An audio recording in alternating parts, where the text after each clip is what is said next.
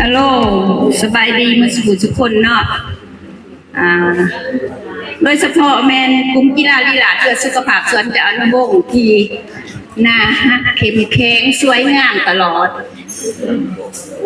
และพิเศษมื้อนี้เนาะ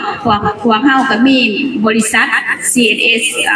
เซฟวันมิลเลียนเพิ่นจะมาดูแลมาเบิ่งสุขภาพให้พวกเฮาเนาะและมื้อนี้จุดประสงค์ของกลุ่มพวกเฮาแท้ๆและแม่นที่บ่ทันได้วางแผนการพวกเฮาวางแผนการบ่ว่า1มาเฮารวมกลุ่มเพื่อกินข้าวสามัคคีอัน2มาแล้วแม่นเฮาสิวางแผนว่าเฮาสิจัดงานม่วนซื่นช่วงเข้าพรรษา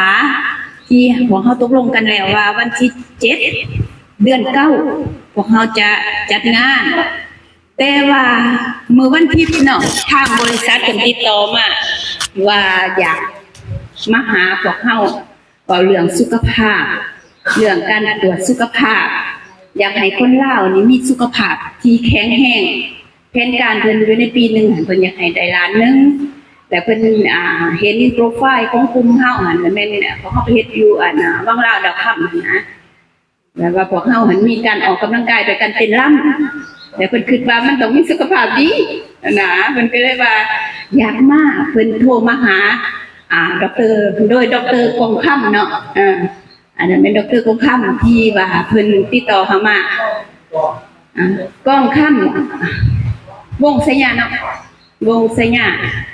แล้วมันอยู่ในคณะเพิ่นจะมีน้องนรินทร์เพิ่นก็เป็นทีมงานเพิ่นแล้วก็น้อยนี่จะบ่บอกน้องแหละเพราะว่าเพิ่นมีแต่40ปลายปีลูกน้อยคนนึงแล้วจะมีลูกหยังกะติอ๋อทางไฟลาวเนาะมีเซียวซานทางไฟไทยทางมาเพิ่มเนาะเพราะว่าเขาแจ้งไปหาเพิ่นเห็นว่าเพราะเขาจะมี30คนเพิ่นขอจำนวนคนเพิ่นเลยว่าหาว่ามี30คนแล้วเพิ่นจะเอามาเพิ่มอีกมาซอยกันนะเพื่อว่ามันสิไว้ขึ้นเนาะแล้วมื้อนี้พวกเขาก็ได้กวดไปแล้วพวกมันน้ำหลังก็ยังบ่ทันได้กวดว่าซั่นซะพวกออกมาดีบางคนก็ดีใจพวกออกมาบ่ดีก็ดีใจหน่อยนึงเนาะแต่ว่าเพื่อความกระจ่างแจ้งเพื่อฮู้ว่ามันออกมาแบบนี้แล้วเฮาสิแก้ไขแนวใดมันออกมาแบบนี้แล้วมันมีหยังอยู่บ่ใดฉันว่าไขมันอยู่ผงพอกแล้วมันจะมีอยู่บ่ใดอยู่ตับบ่อยู่หัวใจบ่หั่นน่ะแม่นทางอันนั้นคณะเพิ่นสิได้มาอธิบายให้พวกเฮาเนาะก็ขอเชิญทางคณะเพิ่นขึ้นมาเนาะขึ้นมาอธิบาย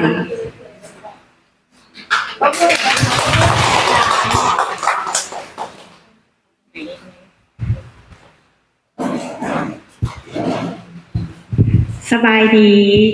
เอื้อยและอ้ายทุกท่านบอกเรียกพ่อเรียกแม่เนอะหน่อยนะคะหน่อยขออนุญาตพูดภาษาไทยปนลาวเนอะเพราะว่าไม่เก่งภาษาลาวนะจ๊ะก็โครงการเซฟวันมิลเลียนนะคะจะเป็นโครงการที่เรามีความตั้งใจอยากจะช่วยเซฟหรือว่าช่วยเหลือประชาชนคนลาว1 ล้านคนเพื่อให้มีสุขภาพดีเนาะเพราะว่าตอนนี้เรารู้แล้วว่าสุขภาพเป็นเรื่องสำคัญเหมือนที่สมสุขบอกอาจารย์สมสุขบอกว่าไม่ว่าจะอายุเท่าไหร่ก็ต้องมีสุขภาพดีแล้วคราวที่แล้วมาเนี่ยรอบแรกที่มาหาอาจารย์สมสุขทุกคนอายุเซลล์น้อยกว่าอายุจริงหมดเลยผู้เชี่ยวชาญแบบดีใจมากว่าแบบกลุ่มนี้เป็นกลุ่มที่สุขภาพดีจริงๆนะคะก็เลยอยากจะมาให้ข้อมูลความรู้เพิ่มเติมว่าสถานการณ์ปัจจุบันของภาวะสุขภาพที่มันมาทำให้คนลาวหรือคนทั่วโลกเนี่ยมีอายุน้อยลง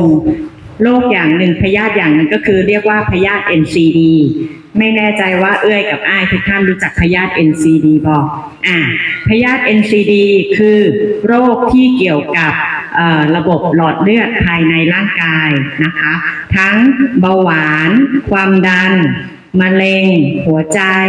ไตหรือโรคเกี่ยวกับฮอร์โมนทั้งหมดเลยแล้วก็พยาธิ NCD เนี้ยเป็นสาเหตุของการเสียชีวิตอันดับหนึ่งของคนทั่วโลกเนาะเพราะว่ามันมีกลุ่มโรคทุกโรคที่เกิดที่กล่าวมาแล้วหมดเลยอะค่ะถ้าเป็นคนลาวเองเนี่ยเสียชีวิตจากพยาธิ NCD ประมาณ 74% เลยสูงเนาะใช่ไหมคะ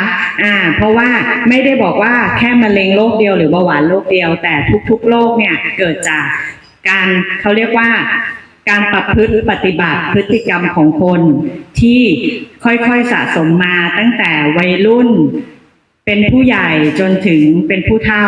เนาะทำให้ร่างกายเนี่ยค่อยๆเสื่อมลงนะคะแล้วก็สาเหตุหนึ่งที่พยาธิ NCD เกิดขึ้นกับคนทั่วไปเนี่ยเขาบอกว่าเกิดจากคำว่าภาวะดื้ออินซูลินหน่อยไม่รู้ว่าทุกท่านจะมองเห็นบ่เห็นเนาะ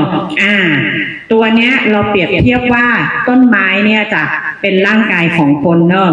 ร่างกายของคนเนี่ยขอบคุณค่ะท่านหมอมาถือให้โอเคต้นไม้เนี่ยเป็นร่างกายของคนทุกคนเนี่ยมีร่างกายที่เจริญเติบโตมาตั้งแต่เด็กเนาะเหมือนต้นไม้เราปลูกต้นไม้เนี่ยสิ่งสำคัญที่สุดของต้นไม้คือรากของต้นไม้ใช่บอกแล้วต้นไม้จะเจริญเติบโตสวยงามได้ถ้าบำรุงดีๆรากมันก็จะแข็งแรงถูกป่ะเหมือนคนเจริญเติบโตมาเนี่ยร่างกายแข็งแรงก็แสดงว่าได้รับอาหารที่ดีเนาะแต่ถ้าคนไม่ได้รับอาหารที่ดีรากมันก็จะค่อยๆเน่าเรื่อยๆมันก็ก่อให้เกิดโรคได้โรคต่างๆในภาพนี้จะมันมีทั้งเบาหวานความดันหัวใจหลอดเลือดมะเร็งโรคอ้วนโรคเกี่ยวกับฮอร์โมนผู้หญิงผู้ชายหรือแม้แต่คนที่มีลูกยากก็เกี่ยวกับการเกิดจากภาวะดื้ออินซูลินทั้งหมดเลยเนาะไม่เป็นไรนะคะท่านหมอขอบคุณค่ะท่านหมอแล้วก็การวัดว่าคนเราจะเป็นภาวะดื้ออินซูลินไหมจะมีกราฟตัวนี้เนาะถ้าทุกท่านเมื่อกี้ที่เราได้ตรวจกันคือแค่คัดกรองเบาหวานตรวจน้ำตาลใช่หรอกแต่เรายังมีตรวจเลือดอีกแบบหนึ่งที่ถ้าหากทุกท่านที่ไปตรวจสุขภาพท่านหมอจะตรวจให้เป็นค่าไขมันค่าคอเลสเตอรอลเรารู้จักคอเลสเตอรอลใช่ไหมคอเลสเตอรอลเนาะคอเลสเตอรอลมีทั้งไขมันดีไขมันเลวไขมันดีเขาจะเรียกว่า HDL คำนี้คือ HDL เนาะส่วนไขมันเลวจะมีทั้ง LDL แล้วก็ไตรกลีเซอไรด์ไตรกลีเซอไรด์จะใช้ตัวย่อว่า TG เนาะทีนี้ตัวที่บอกว่าเราเป็นภาวะดื้ออินซูลินเราจะดู2ตัวหลักๆคือไตรกลีเซอไรด์กับ HDL ถ้าเอาไตรกลีเซอไรด์มาหารด้วย HDL แล้วถ้าหากว่าหารออกมาแล้วผลลัพธ์มากกว่า3แสดงว่าเป็นสีแดงเราติดไฟแดงเคยขับรถแล้วติดไฟแดงกันบอกเป็นยังไงนิ่งสนิทไปไหนบ่ได้ถูกว่าถ้าติดไฟแดงหมายความว่าอันตรายเราเจ้าเนาะแต่ถ้าน้อยกว่า 1.5 คือสีเขียวเป็นไฟเขียวหมายความว่าร่างกายปลอดภัยดีเนาะแต่ถ้าเมื่อไหร่อยู่ระหว่าง 1.5 ถึง 3เราอยู่ไฟเหลืองอยู่ที่ว่าเราจะเลือกหันหัวกลับมาสีเขียวให้ปลอดภัยหรือเราจะไปต่อจนติดไฟแดงอันนี้เราเลือกได้เนาะเพราะฉะนั้นเอื้อยกับอ้ายทั้งหลายถ้าหากว่าไปตรวจร่างกายครั้งหน้าบอกท่านหมอว่าขอดูตัวเลขนี้ด้วยไตรกลีเซอไรด์กับ HDL ด้วยแล้วจะได้มีความรู้มาดูว่าตัวเองเนี่ยอยู่ในภาวะดื้ออินซูลินไหมนะคะคุณค่ะท่านหมอแล้วถ้าคนที่อยู่ในภาวะดื้ออินซูลินเนี่ยค่ะเรามีการรักษาโดยทั่วไปก็คือเขาเริ่มเป็นโรคเป็นพยาธิต่างๆเหมือนท่านหมอกองคำที่มีผู้ป่วยที่รักษาเป็นพยาธิโน้นพยาธินี้ก็คือให้ยาการให้ยาเขาจะเรียกว่า modern medicine คือการรักษาแบบสมัยใหม่คือจ่ายยาถูกป่ะแต่ที่พวกเขากำลังทำเนี่ยพวกเขากำลังจะทำให้ทุกท่านเนี่ยใช้เป็น lifestyle medicine ไลฟ์สไตล์เมดิซินก็คือการใช้วิถีชีวิตเป็นยาเหมือนกับที่อาจารย์สมสุขใช้การเต้นลีลาศเป็นยาการทำ IF เป็นยาเหมือนกันนะคะซึ่งการใช้ไลฟ์สไตล์เมดิซินเนี่ยจะทำได้ทั้งในเรื่องของอาหารเรื่องของการนอนเนาะแล้วก็มันขึ้นอยู่กับว่าหนึ่งถ้าเป็นเรื่องอาหารจะใช้อาหารที่มีอาหารเพื่อสุขภาพดีหรือจะปรับอาหารเพื่อสุขภาพดีควบคู่กับการใช้ชีวิตแบบ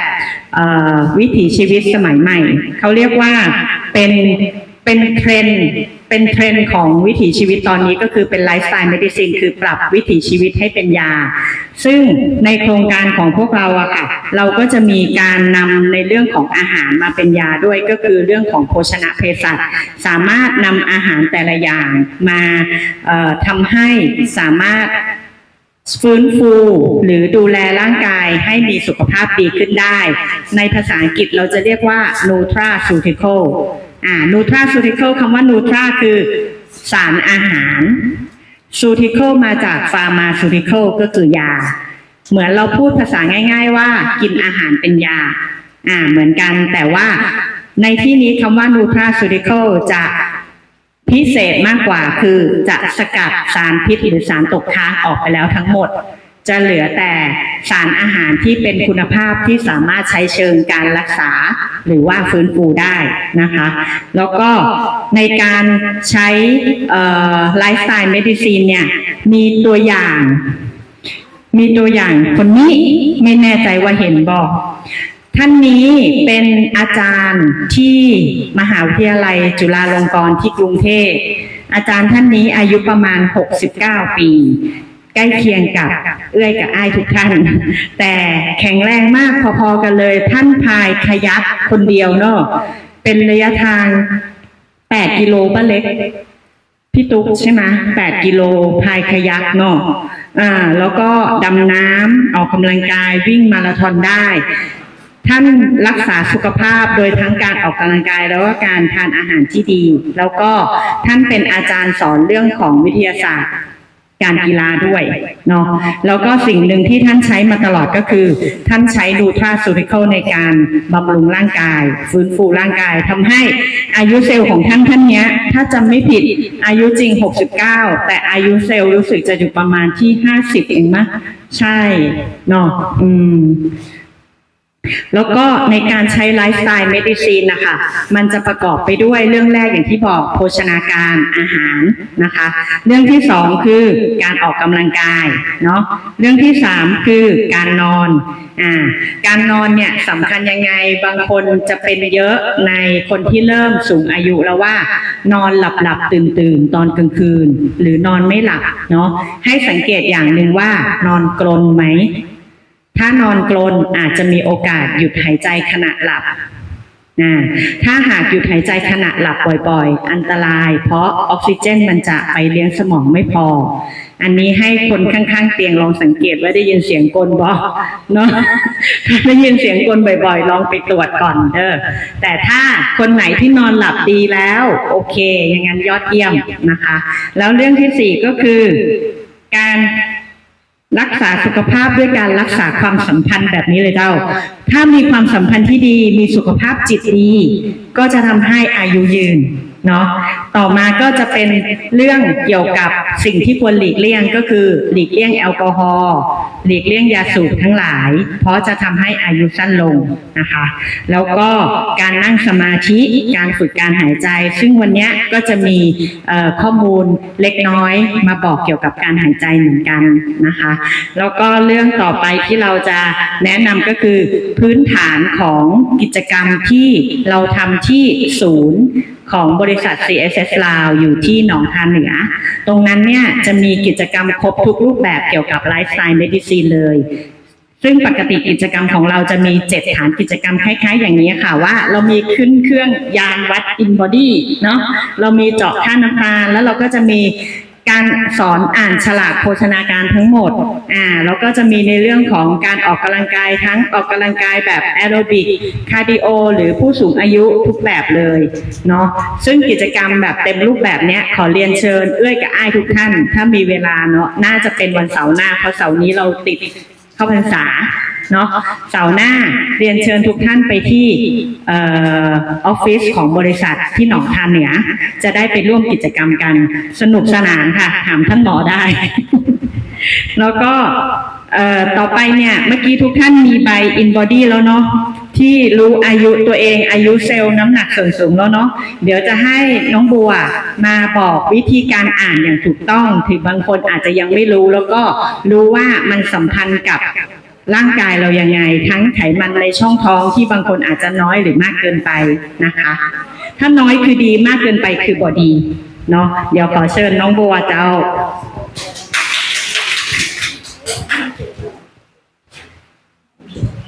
สบายดีเนาะอายเอื้อยทั้งหลายเนาะอาจจะได้ขออนุญาตเอื้อนอายเอื้อยเนาะแต่ในตัวจริงก็ถือว่ายังมีแต่ผู้นุ่มๆเนาะในนาทีนี้นี่เฮามีชื่อว่าบัวละพาเนาะเป็นเชี่ยวชาญ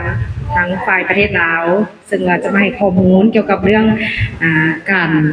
วัดมวลสัดส่วนทางกายคือเทียนพวกอ้ายพวกเอื้อยได้กวดมาเมื่อเช้านี้เนาะก็คือว่าเขาจะให้ฮู้เลยว่าอยู่ในร่างกายของมนุษย์เขาจะมีสองส่วนเนาะจะมีสองส่วนก็คือว่า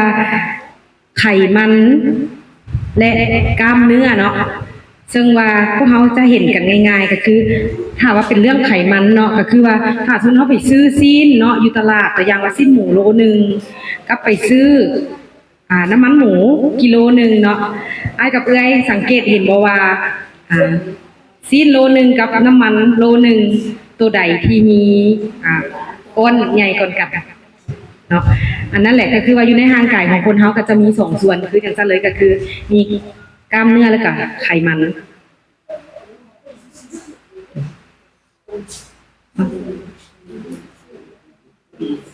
นี่หน่อยเดี๋ยวดูโอเคโอเคและอยู่ในมือของอ้ายกับเอ้ยทั้งหลายเนาะมันจะมีข้อมูลทางเบื้องขวามือเขาเนาะมันถือจะเป็นข้อมูลการแปลความหมายเนาะว่าสิ่งที่เขาบัดแทกมาเมื่อเช้านี้มีอย่างแน่เนาะช่องแรกเนาะช่องแรกคือตัวนี้เนาะโดยช่องแรกเขาจะเห็นว่าเพื่อนจะบอกน้ำหนักของเขาเนาะว่าเขามีน้ำหนักเท่าไหร่ช่องที่สองก็คือเรื่องไขมันในตัวร่างกายเขามีเท่าไหร่เนาะถ้าว่าเป็นผู้ชายมันก็จะมีข้อมูลถ้าต่ำกว่า10ก็จะแม่นว่าอยู่ในเกณฑ์ที่ดีแล้วก็เป็นช่องของผู้หญิงถ้าน้อยกว่า20มันก็จะดีแต่คันถ้าว่าอยู่ในเกณฑ์ปกติช่วง10-20%คันมันสูงแน่กับ20-25สำหรับผู้ชายเนาะแต่สำหรับถ้าเกิน25ขึ้นไปก็จะแสดงว่าพวกเขามีไขมันในร่างกายหลายขนาดอันผู้หญิงมันอยู่ช่องทางลุมนี่ไหมนี่ห้องทั้งข้างเขาสามารถเบิ่งสังเกตได้ห้องทั้งข้างเนาะ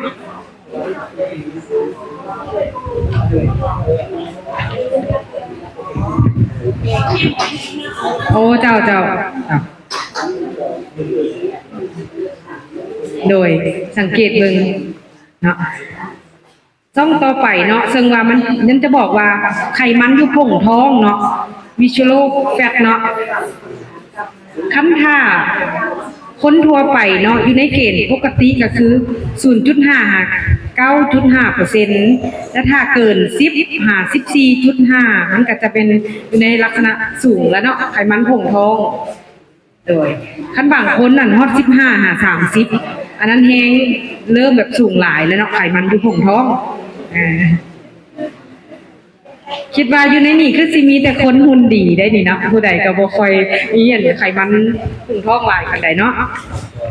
โอเคแล้วตัวต่อไปเนาะเราจะมาเบิ่งว่า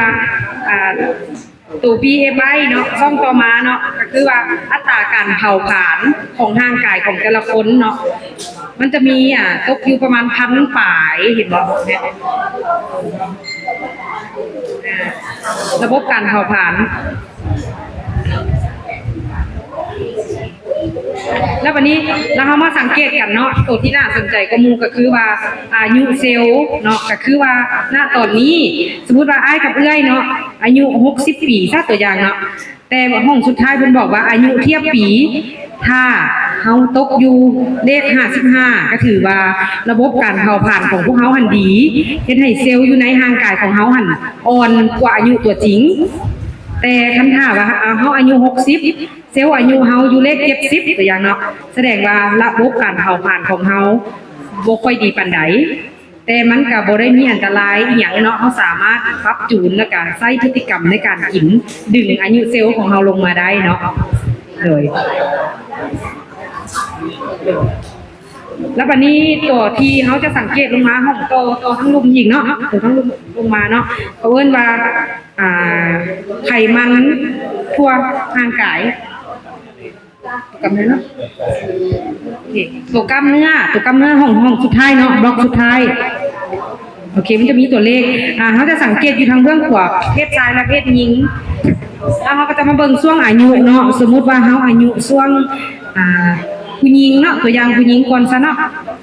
60-80 ปีเนาะคันถ้าว่าน้อยกว่า23.9ก็ถือว่าไขมันอยู่ห่างกายเฮาอยากน้อยแต่คันถ้าว่าอยู่ในเกณฑ์ปกติก็ประมาณ23.9ขึ้นไปเนาะ29-30คันว่า30ขึ้นไปก็ถือว่าเฮามีไขมันอยู่ห่างกายเฮาหลายเนาะกล้ามเนื้อหลงขอโทษแต่คันถ้าบางคนเนาะหลายกว่า35ขึ้นไปก็จะเฮ็ดให้ฮู้เลยว่ากล้ามเนื้อของเฮามีหลายแต่ถ้ากรณีมันน้อยเนาะเขาจะมีวิธีการว่าจะเพิ่มกล้ามเนื้ออยู่ห่างกายเฮาแนวใดคันว่าเป็นเพศชายนะปกติคันว่าน้อยนะก็ต้องเป็น32.9ลงไปแล้วถือว่าน้อยเนาะกล้ามเนื้อสำหรับผู้ชายคันอยู่ในเกณฑ์ปกติกับ32-33-38เนาะของผู้ชายอันนี้เขาสามารถสังเกตเห็นตัวเลขแบบกับผลขวดตัวจริงของเขาได้เลยเนาะ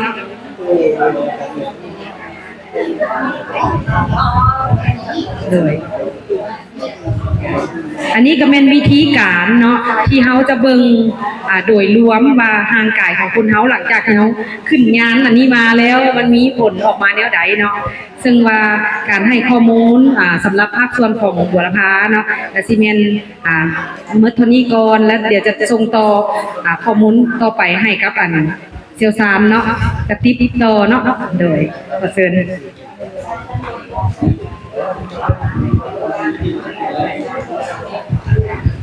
สบายดีทุกคนทุกคนได้เที่ยวเมื่อกี้นี่ของเต่งแล้วเนาะมันบอกเมื่อกี้นี่ทันเบิ่งของเต่งมันระบอกว่าตัวเองมีไขมันคงท้องหลายปานใดเบิ่งระบอกคันไผ่ตำกว่า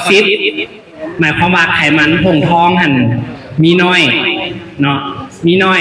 อยดีแบบใดไขมันคงท้องดีบอลที่ว่ามันจะบ่ไปจับอยู่ตับบ่จับอยู่หัวใจเนาะบ่ตับอยู่ม้ามแต่ถ้าผู้ใดมี10หรือว่าเกินไขมันคงท้องตัวสีเทาเด้อถ้าว่าผู้ใดเกิน10แสดงว่าอาจจะมีไขมันหุ้มอยู่ตับหรือหัวใจหรือม้ามหรือภายในเนาะถ้าอยากรู้ว่ามันจับอยู่ตับให้จับทางเทิงบนนี้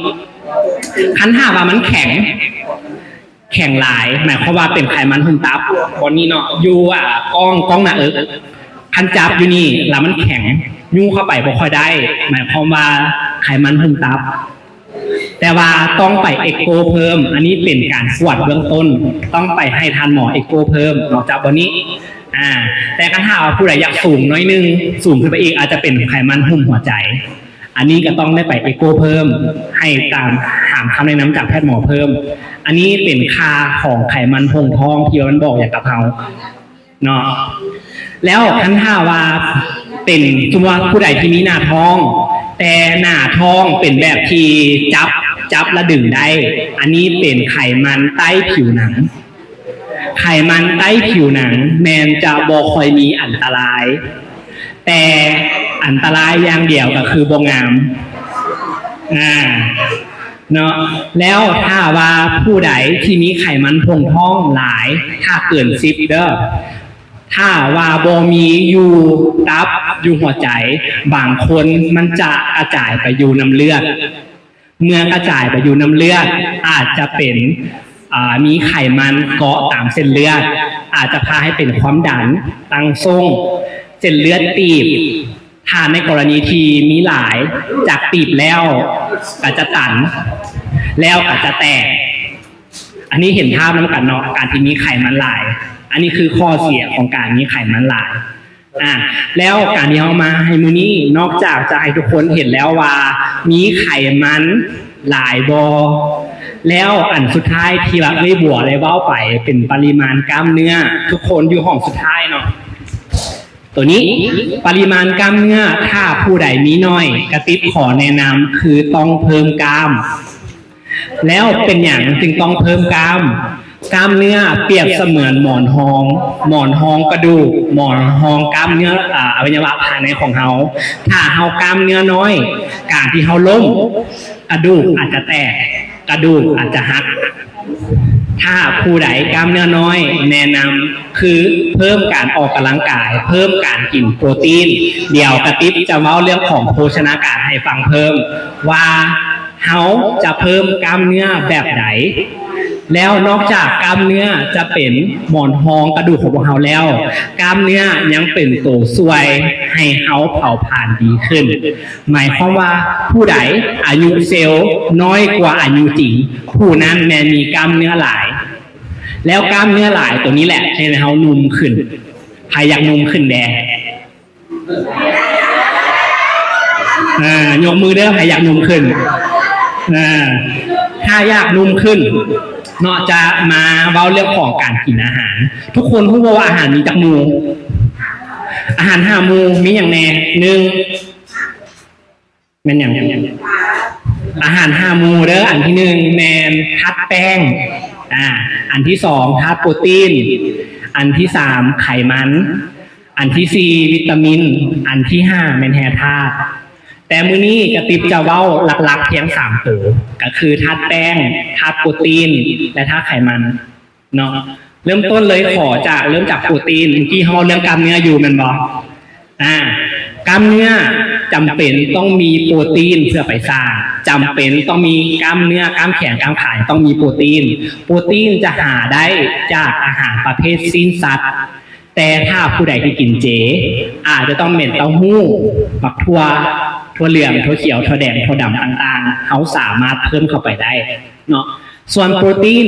การที่เขาจะฮู้ว่ากินโปรตีนพอหรือบอแมนให้เบิ่งน้ำหนักตัวของตัวเองน้ำหนักตัวของคนยกตัวอย่างว่าน้ำหนัก60กิโลคือกระติบ65โลเนาะกระติบต้องกินโปรตีน65กรัมหรือบอกง่ายๆคือน้ำหนักตัว1กิโลให้กินโปรตีน1กรัมแล้วโปรตีน65กรัมต้องกินประมาณเท่าไหร่ไข่หน่วยหนึ่งมีโปรตีน6กรัมกระติบน้ำหนัก65โลต้องกินจากหน่วย10หน่วยเพราะว่าหน่วยหนึ่ง6กรัมน้ำหนักตัวกระติบ65อย่างน้อยแหละต้อง10หน่วยไข่10หน่วยต่อมื้ออันนี้เป็นปริมาณที่องค์การอนามัยโลกแนะนำว่าคนหนึ่งต้องกินโปรตีน1กรัมต่อน้ำหนักตัว1กิโลเทียบใส่ไข่แต่ถ้าเทียบใส่อันอื่นอาจจะหลายกว่าหันซีนไก่1ขีดจะได้โปรตีนประมาณ20กรัมสมมุติว่าน้ำหนักตัว60โลต้องกินไก่ประมาณ3ขีดแต่ไก่ตัวนี้จะเป็นซีนไก่ที่มีแต่โปรตีนแหละ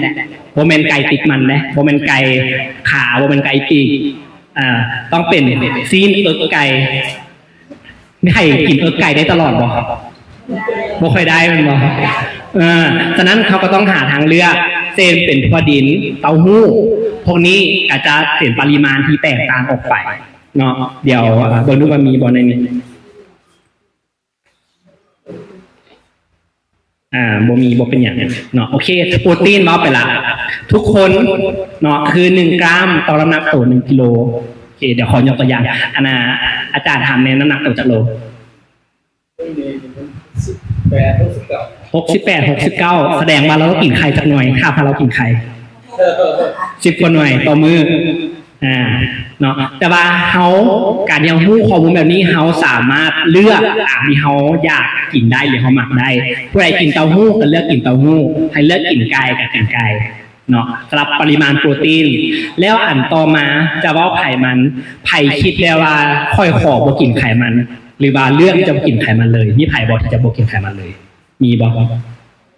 บ่มีเพราะว่าอย่างมันแซ่บบ่ฮะแมนถูกต้องเนาะเพราะว่าเซลล์เนื้อหุ้มเซลล์จะถูกหุ้มด้วยไขมันถ้าการเฮาบ่กินไขมันเลยจะให้ร่างกายเฮาดูดซึมสารอาหารบ่ได้ดีเนาะแต่ว่าไขมันนี้จะมีอยู่ไขมันดีและไขมันบ่ดีในอาหารไขมันยกตัวอย่างว่าไขมันจากซีนจะเรียกว่าไขมันอิ่มโตการกินปริมาณที่พอดีก็คือบ่สูงหลายเนาะแล้วก็คือจะให้เฮาได้ทั้งช่วยเรื่องการดูดซึมอาหารและเฮ็ดให้เฮานุ่มเฮาสาวขึ้นเพราะเฮามีไขมันเนาะเห็นบ่เด็กน้อยตัวน้อยเขาจะมีไขมันหลายให้เขาหน้าเต็มหน้าตึงเนื่องว่าเขามีไขมันที่หลายขึ้นที่หลายกว่าคนอายุ40-50ย้อนว่าเขามีปริมาณไขมันที่หลายกว่าอันนี้คือไขมันอิ่มโตไขมันจากซีนเนาะจากซีนจากผักบางชนิดกับมีไขมันอิ่มโตแล้วไขมันที่กระติบอยากแนะนำก็คือเป็นไขมันบ่อิ่มโตเป็นไขมันจากพืชประเภทหมากอะโวคาโดหมากพร้าวหรือว่าหมากกอกอันนี้เป็นไขมันชนิดดีที่ว่าช่วยควบคุมระดับน้ำตาลในเลือดและควบคุมระดับไขมันดีในร่างกายการที่เฮากินมีน้ำมันมะกอกมีน้ำมันมะพร้าวมีอะโวคาโดจะช่วยเรื่องพวกนี้มีใครมักเอาหมากอะโวคาโดบ่ในนี้มักสุดเลยในต่างประเทศเนาะเขาจะเฮ็ดอาหารเช้าอะโวคาโดกับไข่กินเป็นอาหารเช้าเพราะว่าอย่างไข่ให้โปรตีนดีอะโวคาโดให้ไขมันดีกินเป็นอาหารเช้าให้เฮาอยู่ท้องการที่กินอาหารแบบนี้มีไขมันมีโปรตีนเช่นเฮานุ่มเฮาสาวขึ้นย้อนว่าตัวหนึ่งไปเสริมเนื้อตัวหนึ่งไปเสริมความเด้งอะโวคาโดกับไข่เด้อใครอยากลองตอนเช้าแนะนำแล้วมันจะอยู่ท้องหลายกว่าการกินข้าวเปียกหรือกินข้าวจีย้อนอย่างเดี๋ยวจะเล่าต่อไปอันนี้ไขมันดีเนาะแล้วอีกอันหนึ่งอยากเสริมก็คือน้ำมันพืชเป็นไขมันตัวหนึ่งที่พาให้เกิดการอักเสบในร่างกายการเฮากินน้ำมันพืชหลายๆจะเฮ็ดให้เฮาหนึ่งก็คือเท่าไว้มีการอักเสบปวดคอแต่ว่าน้ำมันพืชนี่เฮาบ่กินมื้อนึงได้บ่ได้อยู่เนาะแต่ว่าได้ตลอดบ่ทุกคาบบ่มีน้ำมันพืชเลยบ่กินคั่วบ่กินข้าวผัดบ่ใส่น้ำมันพืชเลยได้บ่ได้เนาะถ้าได้ถือว่าดีหลายเพราะว่าอย่างในคนข้างนอกคนที่ใช้ชีวิตประจำวันพระเจ้าเลือกบ่ได้พระเจ้าซื้อเอาแม่นแล้วคันเฮาซื้อเอาเขาเลือกได้บ่เขาขอบ่ใส่น้ำมันพืชขอใส่น้ำมันอะโวคาโดเลือกได้บ่ได้เขาจะซื้อเอาฉะนั้นการที่ว่าเฮาได้รับปริมาณน้ำมันพืชหลายการที่เฮาจะลดการอักเสบที่ดีควรจะมีน้ำมันจากสัตว์เช่นน้ำมันจากปลาหรือน้ำมันตาปลาเฮาเว้ากันตลอดถ้าว่าผู้ใดที่ปวดข้อปวดหยังแนะนำก็คือเรื่องของน้ำมันปลาเสริมเพื่อไปลดการอักเสบตามข้อต่างๆอันนี้คือเรื่องของไขมันดีเพราะว่าข้อก็เป็นไขมันชนิดหนึ่งการที่เฮาคือคนอายุแก่ตัวไปเฮาสูญเสียไขมันอย่างกรอบแกรบแม่นบ่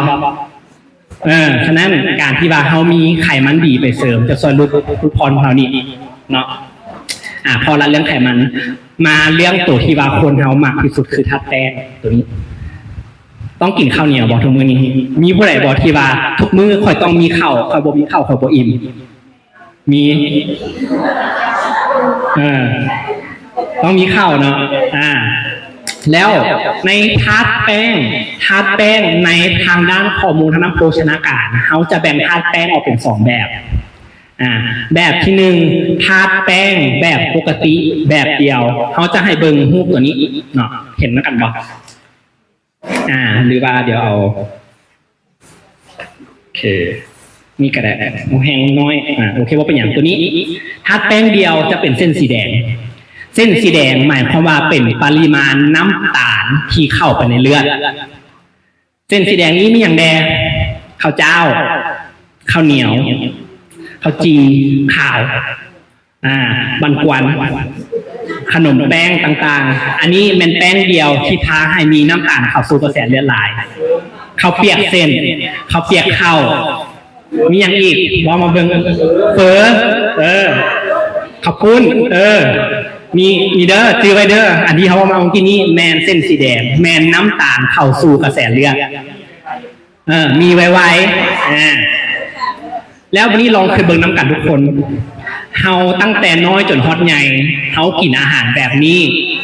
น้ำตาลเข้าสู่กระแสเลือดทุกมื้อหนึ่ง3 ครั้ง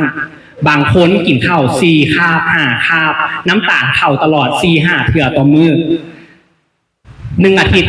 35 ครั้ง10 อาทิตย์350 ครั้ง10 ปีเลยเป็นจะครั้งน้ำตาลเข้าแบบนี้แล้วเพื่อเป็นวันนี้เกินอย่างขึ้นเดาได้บ่เบาหวานย้อนเขามีพฤติกรรมแบบนี้กินแบบนี้ก็เลยเป็นเบาหวานน้ำตาลขึ้นทุกมื้อทุกเทื่อแล้วตลอดทีจนคนเป็นเบาหวานทุกมื้อนี้คนเป็นเบาหวานหลายบ่หลายย้อนอย่างย้อนอาหารการกินถึงบ่ฉะนั้นมื้อนี้แหละความตั้งใจเขาคือว่าอยากให้ข้อมูลแบบนี้ให้มันถึงทุกคนเพื่อลดการเป็นเบาหวานแล้วธาตุแป้งเมื่อกี้ว่าไปแต่ตัวเดียวมาตัวที่2วันนี้ว่าธาตุแป้งแบบซ้อนหรือกากใยอาหารหรือพวกพืชผักเนาะจะเห็นเส้นสีเหลืองบ่อยู่นี่การกินอาหารธาตุแป้งที่มีเส้นสีเหลืองหมายความว่าระดับน้ำตาลเข้าสู่กระแสเลือดจะน้อยลงยกตัวอย่างว่าคือข้าวปุ้นเนาะเขาจะมีผักกับหรือว่าเฝอมีผักกับถึงบ่ถามแม่ว่าเขากินเฝอก่อนแล้วกินผักกับก่อนเอาเฝอเข้าก่อนมันว่าเฝอเข้าก่อนเป็นเส้นสีแดงธาตุแป้งน้ำตาลเข้าไปก่อนแต่พักเนาะพักเขาจะมีหลายประเภทโตที่มีเส้นสีเหลืองหรือโตที่บ่มีน้ำตาลเข้าไปเลยฉะนั้นการที่ว่าเขาเลือกกินพักก่อนจะพาดึงตัวนี้ลงเส้นสีแดงจะลงมาเป็นสีเหลืองแมนฉะนั้นการกินเฟอกินข้าวปุ้นกินข้าวเปียกการกินผักกับก่อนจะช่วยแมนแต่ย้อนพฤติกรรมที่อยากแซ่บเป็นยังไงสุดท้ายแซ่บบออยู่ห้องหมอแต่ว่าอันนี้โมเมนต์ว่าเขามาเขาคือว่าเขาควรจะสลัดเลือกสลัดปรับพฤติกรรมคนเขาปรับบ่ได้ย้อนว่าเขาบ่ฮู้ถึกบ่แต่มื้อนี้เขาฮู้แล้วเขาจะเลือกกับปฏิบัติบ่ฮู้แล้วว่าต้องกินผักก่อนกินอาหารทุกคาบเลือกเคยกินบ่ว่าเคยเห็นบ่อาหารที่ต่างประเทศหรือไปเที่ยวได้บ่เขาจะมีอาหารเขาจะเสิร์ฟสลัดก่อนแล้วค่อยเสิร์ฟซีนแล้วค่อยเสิร์ฟของหวานมันจะเป็นแบบนี้เห็นบ่ผักก่อนซีนไขมันแล้วค่อยไปตบด้วยของหวานมีงานวิจัยเนาะว่าพวกทางยุโรปเขาจะกินอาหารเรียงลำดับแบบนี้เฮ็ดให้ข้าเจ้ามีอายุยืนกว่าคนในเขตอื่นย้อนว่าข้าเจ้ามีการดูดซึมน้ำตาลที่น้อยกว่าคนประเทศอื่นย้อนว่าวิธีพฤติกรรมวัฒนธรรมของข้าเจ้าคือกินผักก่อนแล้วค่อยกินซีนกินไขมันและแป้งหรือน้ำตาลปิดท้ายแต่ไอ้ลาวเฮาเด็กกินแบบใด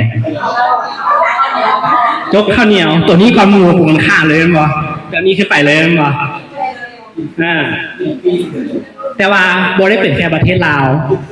ย้อนทุกมื้อนี้อาหารเฮาหาง่ายบ่ทุกมื้อนี้อาหารหาง่ายบ่ง่ายแล้วอาหารตัวใดหาง่ายกว่าหมู่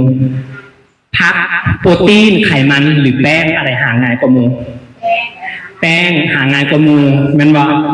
แบบนี้แม่นบ่ยกตัวอย่างแล้วทุกมื้อนี้เขาถามแน่มีลูกมีหลานเขาซื้ออย่างให้เขากินแนวนี้บอหรือแบบนี้มันบอ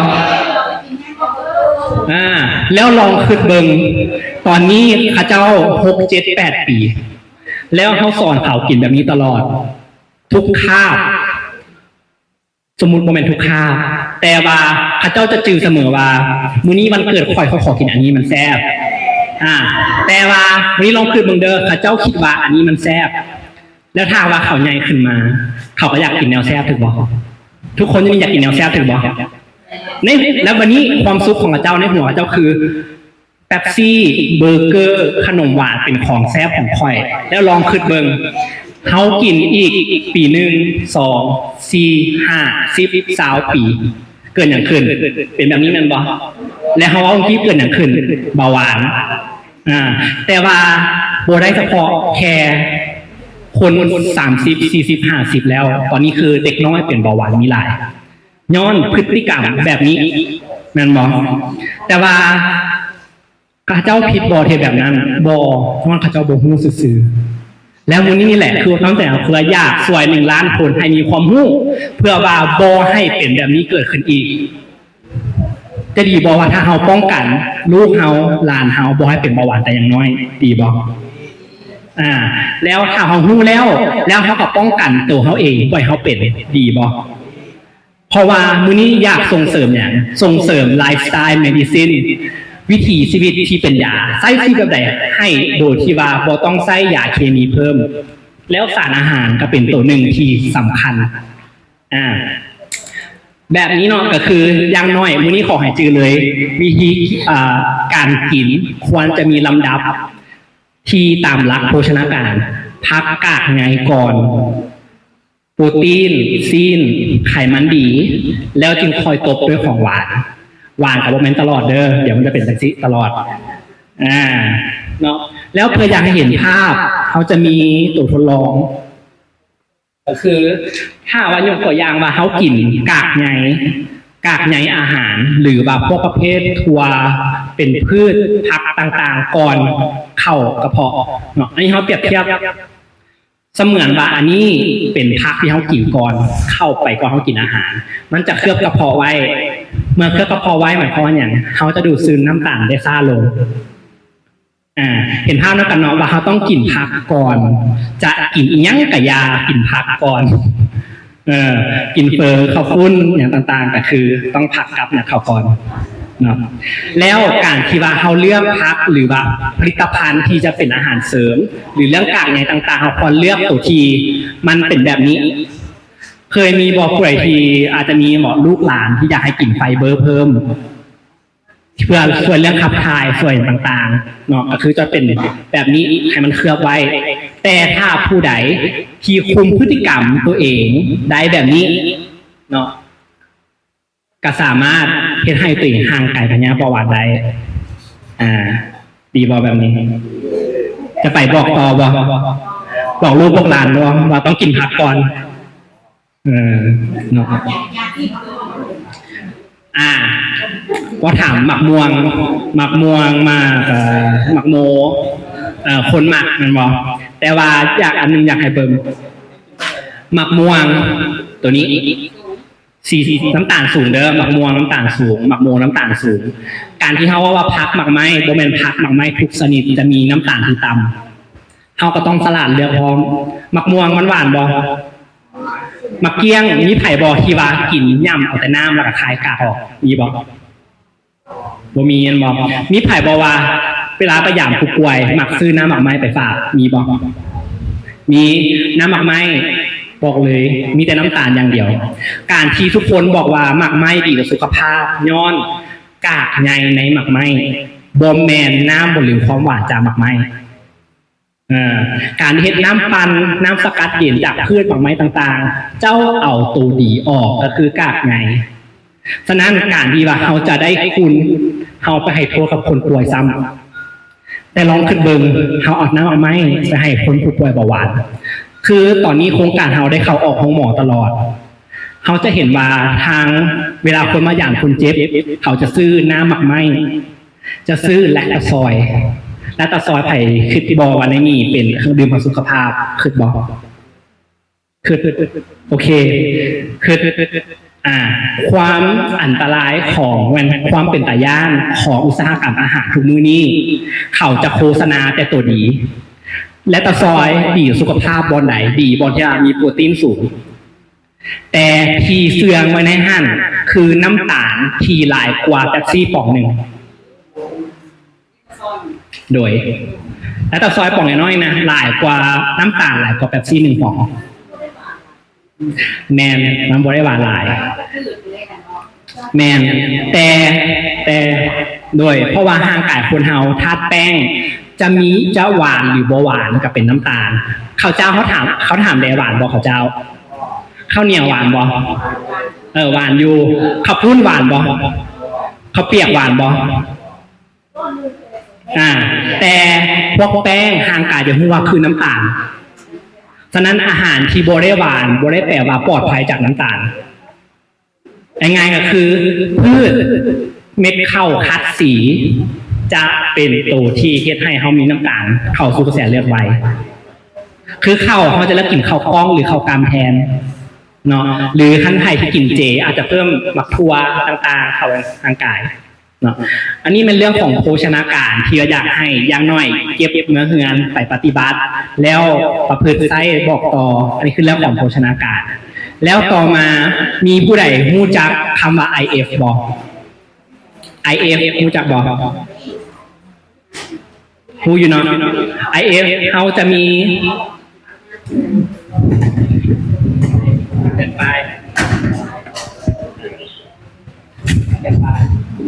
IF เขารู้จัก16-8 IF เนาะก็คือการอดอาหาร16ชั่วโมงแล้วกิน8ชั่วโมงแต่ว่าในคนทั่วไปส่วนใหญ่จือบอกว่าเขาเคยบอกกันว่าให้กินข้าว3คาบเนาะกินข้าว3คาบเปรียบเสมือนกับการเฮ็ด IF แต่เป็น IF ที่เอิ้นว่า CC12 กินข้าวเช้า8โมงสมมุติกินข้าว22โมงห่างกัน4ชั่วโมงบ่แล้วเขาก็กินข้าวแรงเป็น6โมงแรงหรือ7โมงแรงแล้วกินอาหารเช้า8โมงของมื้อต่อไปเป็นที่2ชั่วโมงแล้วทีเนี้ยแต่ย้อนว่าพฤติกรรมทุกมื้อนี้อาหารหาง่ายอยากกินยำใดก็ไปซื้อถือบ่คือหัวดังแล้วหาง่ายเป็นตาแซ่บพร้อมแล้วทีเนี้ยเฮ็ดให้เฮาบ่สามารถเฮ็ดแบบนี้ได้ที่42แต่อย่างน้อยสิ่งที่คนเฮาเฮ็ดบ่ได้เนาะคือกระติบได้ว่าไปแบบนี้ยกตัวอย่างเส้นสีแดงก็คือน้ำตาลที่เฮากินเข้าไปเนาะข้าวเช้าปึ๊บ10โมงกินอีกข้าวสวยกินอีกน้ำตาลขึ้นเห็นเนาะเส้นสีแดงแบบนี้เนาะแต่ว่าจุดพิเศษของคนลาวหลังตอนสวยมันจะมีอีกคาบที่1อันนี้คาบอาหารวางเนาะคาบที่1คาบที่2คาบที่3มันจะมีตอน2โมงคนลาวจะมีพฤติเอิ้นว่าวัฒนธรรมซุ่มแซวตอน2โมงคือกินมักส้มมันบ่ถ้าเป็นพนักงานห้องการเป็นแบบนั้นเนาะกินมักส้มกะเฮากินมักม่วงเขียวกินมักโมกินมักกอกมันอย่างไปมันบ่แต่ว่ามักไม้เท่านั้นน้ำตาลก็บ่ได้สูงหลายแต่หัวน้ำตาลมาจากใส่แจวบ่หวานบ่แซ่บเนาะเฮ็ดให้น้ำตาลขึ้นอีกแล้วตอนแรกก็มีตำบักหุ่งมันบ่ 4-5 โมงแรงปลาแดกน้ำตาลต้องหวานๆส้มๆตำบักหุ่งน้ำตาลก็ขึ้นอีกบัดนี้แล้วข้าวแรงก็วิ่งเข้ากับหมู่เข้าครอบครัวแต่ว่าเข้ากับครอบครัวเข้ากับหมู่นี่แม่นแล้วจักโมง7โมง8โมงมีบ่ฮอดดึกเดินเที่ยงคืนเนาะแต่ที่อยากให้เห็นก็คือน้ำตาลเฮาพุ่งขึ้นมาตลอดแบบนี้เนาะในห่างกายเฮาเส้นสีเหลืองตัวนี้เอิ้นว่าฮอร์โมนอินซูลินที่ว่าพี่หน่อยได้เว้าไปอินซูลินก็คือฮอร์โมนที่บอกว่าเฮาใส่น้ำตาลเป็นบ่ผู้ใดกวนเลือดมื้อเช้านี้ถ้าค่าตัวน้ำตาลสูงแสดงว่ากินแบบนี้มาจักกี่แล้วต้องเบิ่งตัวเองคืนเนาะแล้วการทำพฤติกรรมแบบนี้ทายเฮามีภาวะดื้ออินซูลินแล้วเป็นเบาหวานเป็นความดันเป็นพยาธิฮอร์โมนทางเพศหญิงเพศชายมีลูกยากต่างๆซึ่งมีลูกยากนี่จะเกิดขึ้นกับคนที่อายุน้อยย้อนมาพฤติกรรมแบบนี้แต่ว่าถ้าวันนี้เฮาป้องกันตัวนี้ได้ดีบ่เนาะแล้ว IF ที่อยากให้ทุกคนจื้อไว้อย่างน้อยก็คือ42อย่างน้อยโดยดีแล้วไปไว้โดยแปลว่าเฮ็ดแบบนี้เลย12-8 12-4โอเคดีเลยแต่คนทุกมื้อนี้เฮ็ดได้บ่ได้อยู่เนาะแต่เฮาเชื่อมั่นว่าคนกลุ่มนี้เฮ็ดได้แต่คนกลุ่มนอกเด้เพราะกลุ่มนี้คนรักษาสุขภาพมันบ่ดีจักคนนี่30คนบ่30คนเป็นคนที่รักษาสุขภาพคนมีความรู้สุขภาพนี่คือเป็นกลุ่มหนึ่งที่ว่ากระติบอยากส่งเสริมที่สุดเลยแต่คนข้างนอกนะมีปากไล่ที่เขาจะบริโภคแบบนี้บริหักตัวเองแบบนี้คือพวกเฮาหักของพวกเฮามันบ่ และนี่แหละอยากให้ทุกคนไปบอกและอีกหลายๆคนว่า30 คนพวกข้อนี้นะคอยหักสุขภาพคอยแหงคอยอยากบอกต่อคอยอยากให้ทุกคนหักสุขภาพคือพวกคอยอยากให้ห่างไกลจากเบาหวานแบบนี้บอกต่อได้บอกเนาะแล้ว IF ที่ว่าเป็นอย่างให้เหตุย้อนว่าห่างไกลเฮาเอาจริงๆแล้วห่างไกลเฮาสามารถใช้พลังงานได้2อย่างอันที่1จากน้ำตาลอันที่2จากไขมันห่างไกลเฮาสามารถใช้ได้ทั้งน้ำตาลและไขมันแต่ว่ามื้อนี้เฮากินอย่างกินน้ำตาลเป็นหลักแม่นบ่แต่ว่าฉะนั้นหมายความว่าห่างไกลใช้เป็นน้ำตาลเคยเป็นบ่กินข้าวแล้วเมื่อยสั่นหงุดหงิดเคยเป็นอยู่เนาะแต่ถ้าผู้ใดบ่เป็นแสดงว่าห่างกายมีไส้ไขมันเป็นถ้าไผบ่กินข้าวแล้วมือบ่สั่นบ่วินหัวเด้อแม่นห่างกายไส้ไขมันเป็นแล้วการจะไส้ไขมันเป็นได้ต้องมีการเฮ็ด IF ถ้าอยากให้ไส้เป็นถ้าไส้บ่เป็นก็จะเป็นอันนั้นแหละไปตลอดเมื่อยสั่นแต่คันถ้าว่าเฮาไส้ไขมันเป็นเฮาจะบ่เมื่อยบ่สั่นเครื่องอาจารย์เฮ็ด IF เนาะมันบอก IF เฮ็ดจักชั่วโมงตอนเสาร์กินโปรตีนทุกโมงกินข้าวทุกโมงแรกกินแต่นั้นเรื่องเขาโอเคแสดงว่าเป็นการเฮ็ดแบบกึ่ง CC12 เพราะว่าข้าวเช้าเป็นโปรตีนข้าวสวยเป็นถั่วถั่วก็เป็นโปรตีนเพราะถั่วให้โปรตีนเนาะโอเคหมายความว่าเขาก็มีการกินแบบนี้อย่างน้อยแบบนี้เพราะว่าแล้วการที่ว่าเราจะให้ห่างกายไส้ไขมันเป็นเขาต้องเลือกกินอาหารที่น้ำตาลต่ำคือได้เว้าไปแล้วเมื่อกี้นี้ให้เลือกเส้นสีเหลืองเนาะมันบอกให้กินผักหลายๆให้กินถั่วให้กินซีนให้กินไขมันข้อการที่ห่างกายไส้ไขมันบ่เป็นเนี่ยว่าเขาให้แต่น้ำตาลเขากินแต่แป้งเขากินแต่น้ำตาลแล้วห่างกายจะไส้ไขมันเป็นแบบนี้แม่นบอกเราต้องได้มีการสอนให้ห่างกายไส้เป็นเฮ็ด CC12 ถ้าว่าเก่งแล้วเฮ็ดไป16-8อดอาหาร16 ชั่วโมงก็คือจะช่วยห่างกายเผาผ่านไขมันได้ดีขึ้นโดยที่ว่าเฮ็ด16-8ไปเรื่อยๆอันนึงที่จะเกิดขึ้นกับทุกคนกระติบมั่นใจเลยเพราะกระติบเห็นมาแล้วคือเราจะนุ่มขึ้นการเฮ็ด16-8มาก่อนเนี่ยเช่นเรานุ่มขึ้นย้อนอย่างย้อนห่างกายเราดึงไขมันเก่าออกมาใส่เฮ็ดให้ไขมันในโพรงท้องไขมันในตับไขมันในหัวใจไขมันในม้ามเอาออกมาใส่เป็นพลังงานเฮ็ดให้ระบบเผาผลาญดีขึ้นอันนี้คือข้อดีของการเฮ็ด IF 16-8เฮ็ดแนวใดตั้งแต่ฟังน้ำกันเด้อ16-8เฮ็ดแบบใด16-8เฮ็ดแบบใดคือ IF หมายความว่าอดอาหารเป็นเวลา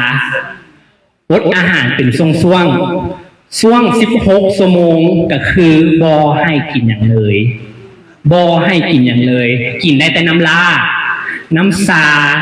หรือกาแฟดำที่บ่มีการเติมน้ำตาลหรือนม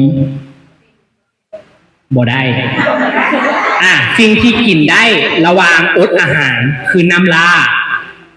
กาแฟดำน้ำซาที่บ่ใส่นมบ่ใส่น้ำตาล16 ชั่วโมง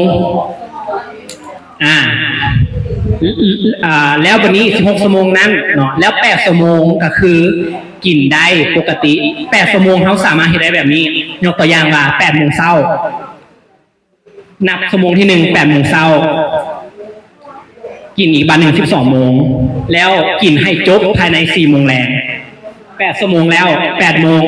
อันนี้คือ8 ชั่วโมงแมนกินได้แต่น้ำเนาะหรือสิ่งที่กระติบเฮ็ดแบบนี้ก็คือบ่กินข้าวเช้ากินข้าวสวยบัดเดียวเพราะว่ากระติบเริ่มกินข้าว12 โมงเนาะกระติบกินข้าวแรงแล้วตอน8 โมงแรงแล้วหลังจาก8 โมงแรงคือบ่กินอย่างเลยนอนตื่นเช้ามาตอนเช้าก็กินแต่ซาแล้วกลับมากินข้าวสวย12 โมงกินกาแฟกินซาแทนกาแฟดำหรือโตกระติบที่กินในช่วงที่กระติบฟาส จะกินซาเยอร์บามาเต้ซึ่งเป็นซาอีกประเภทหนึ่งที่ว่าจะช่วยดึงไขมันออกมาได้ดีกว่า แล้วจะใจโบซันถ้าเทียบกับกาแฟอันนี้ซาเยอร์บามาเต้ที่กระติกกินเนาะแล้วอันนี้คือการให้ IF แบบ168โอเคเอาขอถามคืน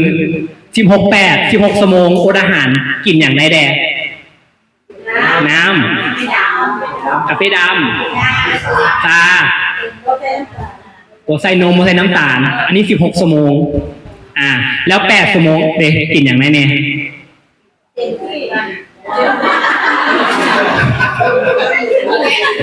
อันช่วงที่กินเนาะแนะนำให้กินแบบที่บอกไปเมื่อกี้นี้กินพักก่อนซิ่งไขมันและแป้งช่วงที่กินได้เด้อโมเมนต์ว่า8 ชั่วโมงกินอย่างก็ได้กิน3 มื้อบ่ได้เลยบ่ได้เด้อเนาะฉะนั้นก็คือ16-8อยากฝากไว้ถ้าเฮ็ดได้จะนุ่มขึ้นแล้วมีพยักนมขึ้นกว่านี้บ่เนาะจาก16-8ยาก16-8นี่คือเฮ็ดได้ทุกมื้อเด้อหรือทุกคนอยากอัปเกรดก็คือยากขึ้นบ่ยากหรอกเฮ็ดให้นุ่มขึ้นอีกก็คือสลับตัวเลข68อดอาหาร18 ชั่วโมงอันนี้คืออยากนมขึ้นเด้ออยากนมขึ้นไวก็ต้องเฮ็ดแบบนี้ถ้าว่ากินคาบเดียวเฮ็ดได้คือกันอาจจะนมไวขึ้นแต่เฮาต้องมั่นใจว่าอาหารคาบเดียวนั้นเฮาได้สารอาหารที่ครบแป้งครบโปรตีนครบไขมันครบวิตามินเกลือแร่ครบอันนี้คืออาหาร1คาบแมนการเฮ็ด IF เป็นการช่วยเพิ่มระบบเผาผลาญแต่จะดีที่สุดแมนเฮาฮู้เองว่าเฮากินอาหารครบบ่ฝากไว้เด้อทุกคนในมื้อนี้กินอาหารครบ5 หมู่กินอาหารมีลำดับกินอย่างก่อนกินผักตามด้วยซีนหรือโปรตีนต่อมาตบท้ายด้วยแป้งน้ำตาลเนาะแล้ว IF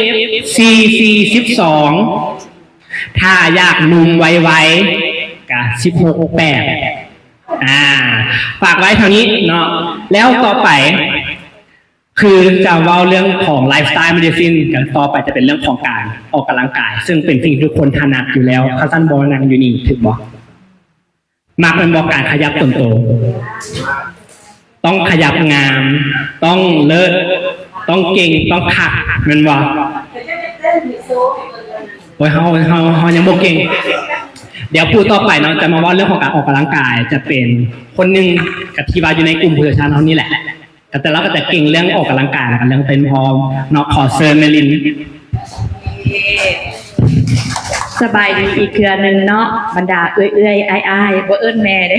ชื่อเอิ้นเอื้อยอ้ายเนาะนารินก็เป็นผู้หนึ่งเนาะที่ว่าเป็นคนหนึ่งที่ฮักเรื่องการเล่นกีฬามาแต่ใดแล้วแต่เป็นสาวแต่บ่ได้มีความรู้เรื่องการกินก็แบบว่าอยากกินหยังก็กินเลยเนาะก็จะน้ำหนักก็จะขึ้นลงเวลาช่วงลิ้นหลายก็จอยลงหน่อยนึงเวลาช่วงบ่ไปเล่นกีฬาก็ตุ้ยขึ้นเอาอยู่จังซั่นแหละ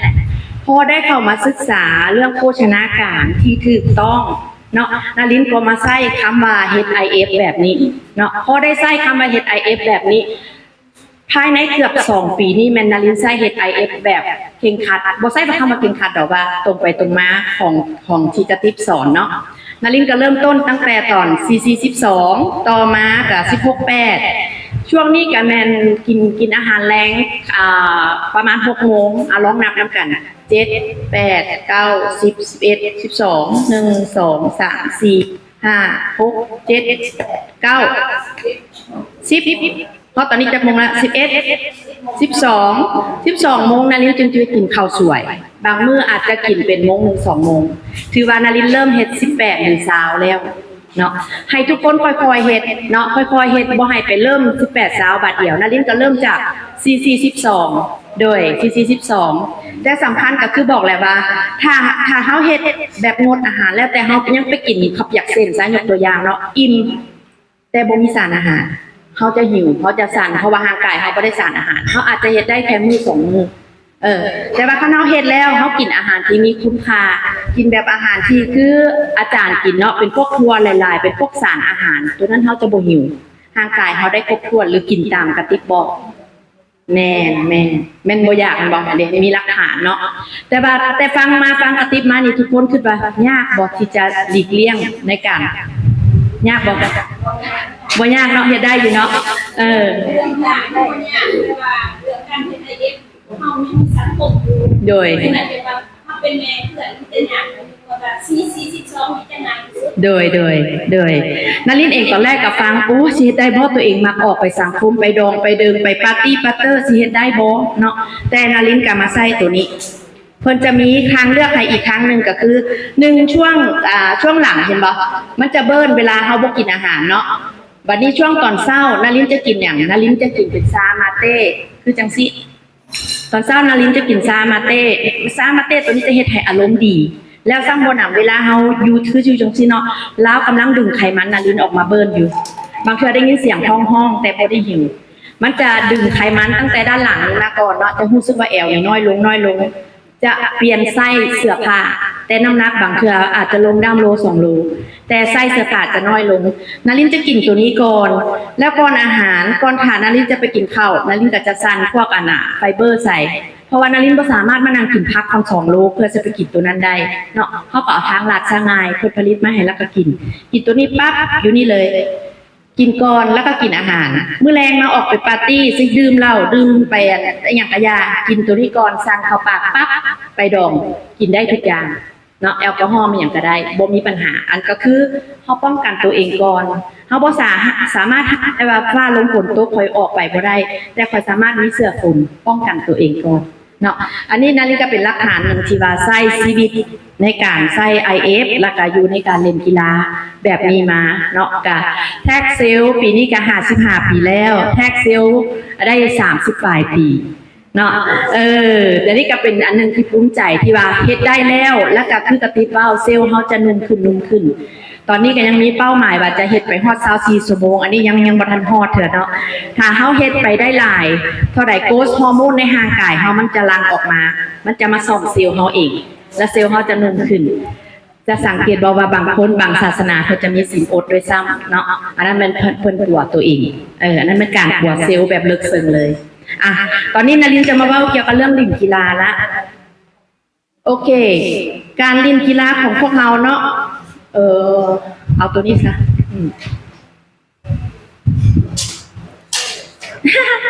อะไรเนี่ยลมเนาะโอเคการเล่นกีฬาของพวกเราออกกำลังกายเพิ่นแบ่งออกเป็น3-4หมวดแบบนี้เนาะ1การเล่นกีฬาก็คือ1ต้องมีความมาต่อเนื่องคำว่าต่อเนื่องแบบใดอย่างน้อยสุดอาทิตย์ละ3มื้อน้อยสุดเนาะถ้าเป็นไปได้เล่นทุกมื้อแต่มื้อละ10-20นาทีให้เป็นนิสัยกิจวัตรประจำวัน1ตัวมีอย่างไรนึงก็ได้แต่อันนั้นเอิ้นว่าการเล่นกีฬาเนาะแล้วก็มีการเล่นกีฬาเพิ่นแยกอีกแบบนึงก็คือการยกน้ำหนักนี่คือการสร้างกล้ามเนื้อเฮ็ดจังได๋เฮาสิมีกล้ามแขนเฮาต้องมายกเวทยกน้ำหนักเนาะแล้วอีกอันนึงก็เป็นการยืดเหยียดทางกายอันนี้เพิ่นจะเน้นเกี่ยวกับเรื่องเล่นโยคะพาราติสเนาะตัวนี้จะเป็นเล่นโยคะแล้วก็มีการนั่งสมาธิเนาะตอนนี้นารินก็ยึดติดอยู่2อย่างนี่แหละแต่ละมื้อเล่นโยคะแล้วก็นั่งสมาธิเนาะเดี๋ยวนารินจะพาเอ็กซ์ไซส์น้อยนึงดีบ่นั่งโดนแล้วเนาะโอเคไม่ต้องใช้ตัวนี้แล้วเนาะโอเคสั่งมื้อนี้เฮามาลองเช็คว่าอะไรนะพี่หน่อยเช็คการบาลานซ์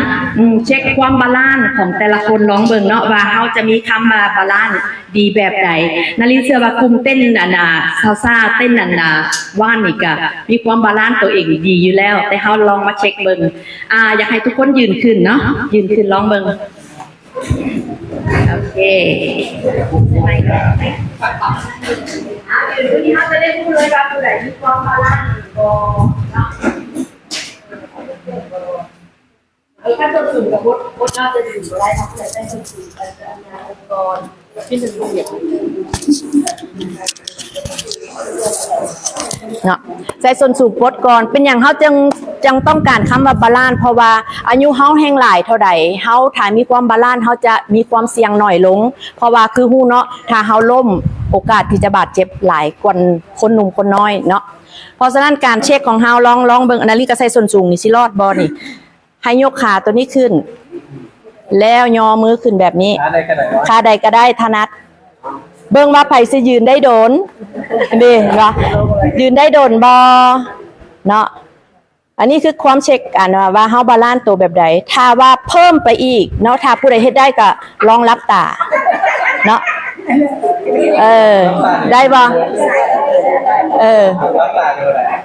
รับตายังบ่ได้เนาะเฮาจะไปซ่อมอยู่ในบ้านแสดงว่าห่างกายห่างกายเฮาเริ่มบอกเฮาแล้วว่าความบาลานซ์ของเฮาเริ่มบ่เที่ยงละ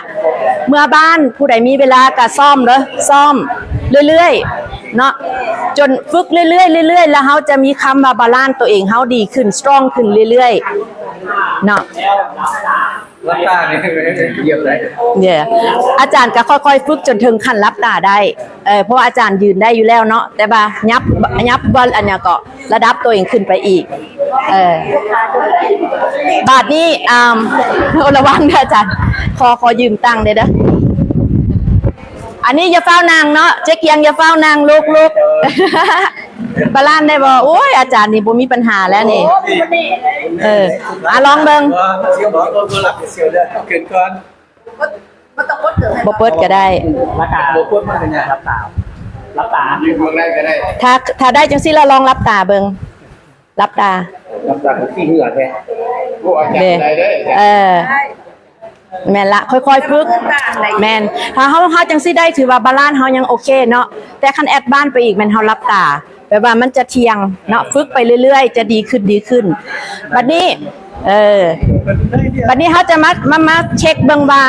การยืดเหยียดทางกายเฮานี่มีความยืดเหยียดดีปานใด1มายืนซิเด้อแล้วพากันยืดลงเบิ่งว่ามือถึงพื้นบ่มือถึงพื้นบ่ไอ้ว่าเขาซื่อแม่นหัวเข่าซื่อๆเด็กผู้ใดถึงแน่เก่งเนาะชื่อว่าเก่งชื่อว่าทีมนี้ของเฮานี่เป็นทีมที่แข็งแรงหลายกว่าทีมอยู่ห้องหมอขอแสดงความยินดีว่าทุกท่านแข็งแรงกว่าทันหมออยู่ห้องหมอทันหมอกันนั่นนะเพราะว่าเฮาไปเฮ็ดอยู่ห้องหมอบ่มีไผยืดได้เลยห้องหมอข้อนี้เนาะหลายคนฮอตตะนี่เพราะว่าเพิ่นเครียดหลายเพิ่นตึงหลายแล้วเพิ่นยืดเหยียดบ่ถึงยืดเรื่อยๆสมมุติว่ามื้อนี้ยืดฮอดนี่เนาะก็หันใจเลิกๆพับไปเรื่อยๆหันใจเลิกๆพับไปเรื่อยๆหันใจเลิกๆพับไปเรื่อยๆจนฮอดนี้เนาะอันนั้นบ่เป็นไผยืดยาวโดยแม่นโดยค่อยๆหรือการเล่นโยคะทุกมื้อจะซอยได้เด้เห็นบ่บาดนี้เฮาจะมาเช็คอีกตัวนึงเนาะแม่นล่ะอันนี้เขาเห็นแล้วเนาะว่าการยืดเหยียดของพวกเขามัน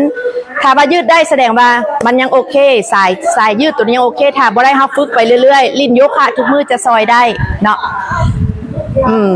บัดนี้เขามาลองยืดอีกอันนึงเพราะว่าคนส่วนใหญ่ขอพูดเต้นหลายอาจารย์คนส่วนใหญ่เนาะพวกเขาจะอยู่ในการเฮ็ดเวียกอยู่แต่แบบนี้เขาบ่ค่อยใส่มือขึ้นเทิงเพราะฉะนั้นเส้นตัวนี้เขาจะตึงการยืดเหยียดเส้นตัวนี้ให้มันคลายเครียดได้แม่นเฮาเฮ็ดแบบนี้หันใจเลิกๆยืดขึ้นเจ๊เกียงเฮ็ดไว้ได้แม่นบ่ยืดหันใจเลิกๆถ้าว่าดึงมันไปข้างหลังได้เฮาได้ยังดีดึงไปโอ้ทีมนี้เก่งหลายเนาะแม่ละเอียดทุกมือเนาะตัวนี้แม่นตัวนึงที่ซอยให้เฮาบ่เครียดถ้าว่าเวียกเฮาหลายเฮาเครียดเฮายืดตัวนี้ออกคลายเครียดตัวนี้ออกเนาะถ้าว่าอยู่ศูนย์พวกเฮาจะสอนเต็มหลักสูตรกว่านี้เนาะอันนี้มันเฮาสอนคร่าวๆตัวอย่างแล้วก็วันนี้จะมาเช็คเรื่องสะโพกเรื่องกล้ามสิ้นที่บรรยายที่สุดของห่างกายเฮาเป็นอย่างสะโพกจึงสำคัญเพราะว่าสะโพกเป็นบอลเดี่ยวที่ว่าถ้าเฮาล้มมีแต่สะโพกจะหับ กระดูกเขาได้เนาะคนส่วนใหญ่ละจะละเลยตัวนี้ เพราะฉะนั้นเวลาล้มแล้วก็กระดูกแตกเนาะเขาจะมาฝึกกล้ามขาและก็ฝึกสะโพกอ่ะลองเบิ่งตอนนั่งถ้ากันยืนซื่อๆก่อนเนาะยกมือขึ้นอย่าฟ้าวเด้อยืนซื่อๆแล้วเฮามานั่งนับพร้อมๆกันให้ตีนธรรมดานี่แหละให้นารินนับฮอด10ก้นจังฮอดตังโอเคถ้านับบ่ฮอด10เพราะว่าเขาจะมาฝึกว่าตัวนี้อู้ทีมนี้แสดงว่าต้องเก่งเพราะว่าเต้นเลยเนาะอ่ะนับเนาะ1 2 3 4 5 6 7 8 9 เคิงอู้เก่งหลายอ้าว10นั่งให้ถึกตังเด้ออาจารย์สุดยอดดีนะเนาะ ตัวนี้เป็นการฝึกว่าเช็คว่ากล้ามขาเฮายังแข็งแรงบ่เนาะเฮ็ดเรื่อยๆเพราะว่าเวลาเฮาบาลาเฮาสิล้มอันนี้คือตัวหนึ่งที่ว่าจะซอยบ่ให้เฮาล้มเจ็บเนาะเป็นตัวนี้หรือว่าขึ้นขั้นใดการขึ้นขั้นใดที่จริงเขามีสไลด์เนาะการขึ้นขั้นใดประมาณ15นาทีเขาจะเบิร์นแคลอรี่ได้แค่100แคลอรี่คิดเห็นบ่15นาทีได้ขึ้นลงเขาเบิร์นได้แต่100แคลอรี่เพราะฉะนั้นต่อไปทุกคนถ้าเห็นขั้นใดจงดีใจซะโอ้ยได้เล่นกีฬาอีกแล้วอุ้ยขอได้ฝึกกล้ามขาขึ้นขั้นใดเนาะขึ้นลงแมนคือแม่นารินนี่เห็นขั้นใดโอ้ขี้ข้านขึ้นไปเอานั่นให้แน่ไปเอานี่ให้แน่ก็ว่าเจ้าควรดีใจถ้าเห็นขั้นใดเจ้าควรขึ้นลงเพื่ออย่างได้ฝึกเนาะหรือว่าการจอดรถเนาะจอดรถเขาจะจอดไกลน้อยนึงอู้ดีใจมื้อนี้จอดไกลได้ยางยืดเส้นยืดสายเพื่อสิไปฮอดห้านหรือไปฮอดบอลแถวอยากไปเนาะคนส่วนใหญ่จะจอดหน้าห้านเลยถ้าบ่ได้อยู่หน้าห้านบ่ไปซ้ำแม่นแหละตอนนี้เขาก็จะเปลี่ยนแนวคิดเขาไปน้อยนึงเขาจะได้เอ็กซ์ไซส์ไปเรื่อยๆเนาะอีกอันนึงแม่นนารินเฮ็ดแม่นเรื่องการยางเนาะเรื่องการยางเนาะจะสังเกตเพราะว่าเฮาจะเป็นคนที่ว่าเล่นกีฬาอยู่ใส่ก็ได้บอลใดก็ได้ทุกเวลาเนาะการยืดเหยียดสังเกตว่าบางคนยางก็ยางแบบนี้ท้องแดอันนี้กับบ่มีเนาะการยางเขาจะยืดตัวตรงห่างกายซื่อตรงเนาะแล้วยางปกติเขายางซ้ำนี้เนาะพยายามยางให้มันไวน้อยนึงย่างให้มันไวน้อยนึงบ่ว่าเฮ็ดเวียกอยู่บ้านหรือเฮ็ดเวียกอยู่ห้องการอยู่ใส่กระยาสปีดเพิ่มขึ้นอีกน้อยนึงนั่นเป็นการเล่นกีฬาของเฮาเพราะฉะนั้นเฮาเล่นอยู่ใส่ก็ได้บอลใดก็ได้ห่างกายเฮาจะสุขภาพแข็งแรงเนาะโอเคหมดยังคะเนาะกามีกันเรื่องหายใจมีไหมโอเคอีกตัวหนึ่งกับเรื่องนางสมาธิมีไผ่นางสมาธิใดอยู่นี่นางทุกมือเป็นบ่โดนเป็นบ่มื้อนี้นารินจะมีเคล็ดลับในการนางสมาธิแบบนิ่งไว้ขึ้นแล้วก็เฮ็ดให้จิตเฮานิ่งขึ้นเนาะไว้ขึ้นอันนี้เป็นสูตรของต่างประเทศเนาะว่า box breathing เอาได้ยินมั้ยมันได้ยินเนาะคนเสียงอะเสื้อมันเพราะว่าถ้าไม่ใช้ไมค์ต้อง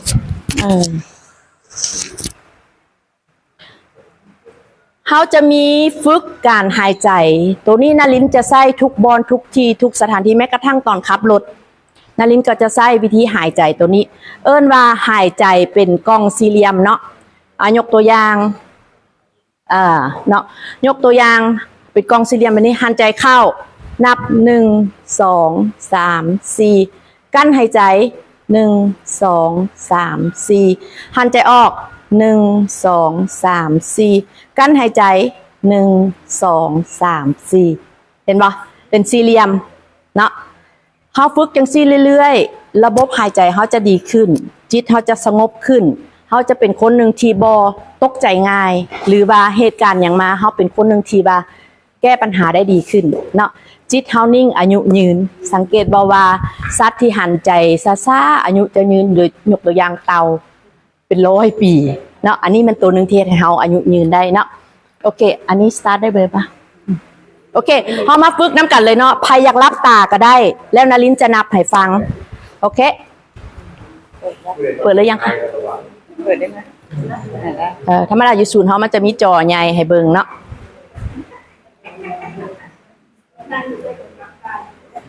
อันนี้มันนับให้ปะ ตอนหรือว่าเดี๋ยวสั้นให้กระติบบอกวิธีนับซะโอเคทุกคนนั่งตัวซื้อนั่งตัวซื้อเด้อนั่งตัวซื้อนั่งสบายเนาะเขาจะหาอันเฮดบ็อกซ์วินนิ่งจะว่าเข้าเข้าที่การมือของ3 ทีแล้วมันจะที่เราคำว่ากั้นคือกั้นหายใจแล้วก็จะนับ1 2 3 4แล้วปฏิกิริยาต่อออกก็คือหายใจออก1 2 3 4แล้วก็จะออกกั้นหายใจ1 2 3 4เดี๋ยวลองกันเข้า1 2 3เข้า1 2 3 4กั้น1 2 3 4ออก1 2 3 4โอเคแล้วน้องเดี๋ยวจะเริ่มเรียนประมาณสัก1 นาทีโอเคเข้าใจน้องคือเข้า1 2 3 4กั้น1 2 3 4ออก1 2 3 4กั้น1 2 3 4โอเคย้ำ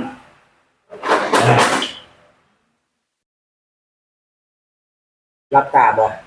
เข้า1 2 3 4กั้น1 2 3 4ออก1 กั้น2 3 4เข้า1 2 3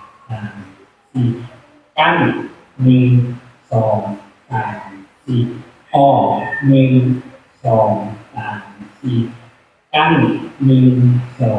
3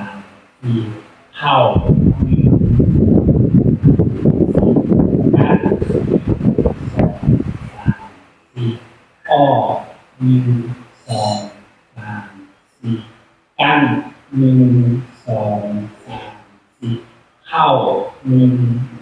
2 3 4เข้า1 2 3 4กั้น1 2 3 4ออก1 2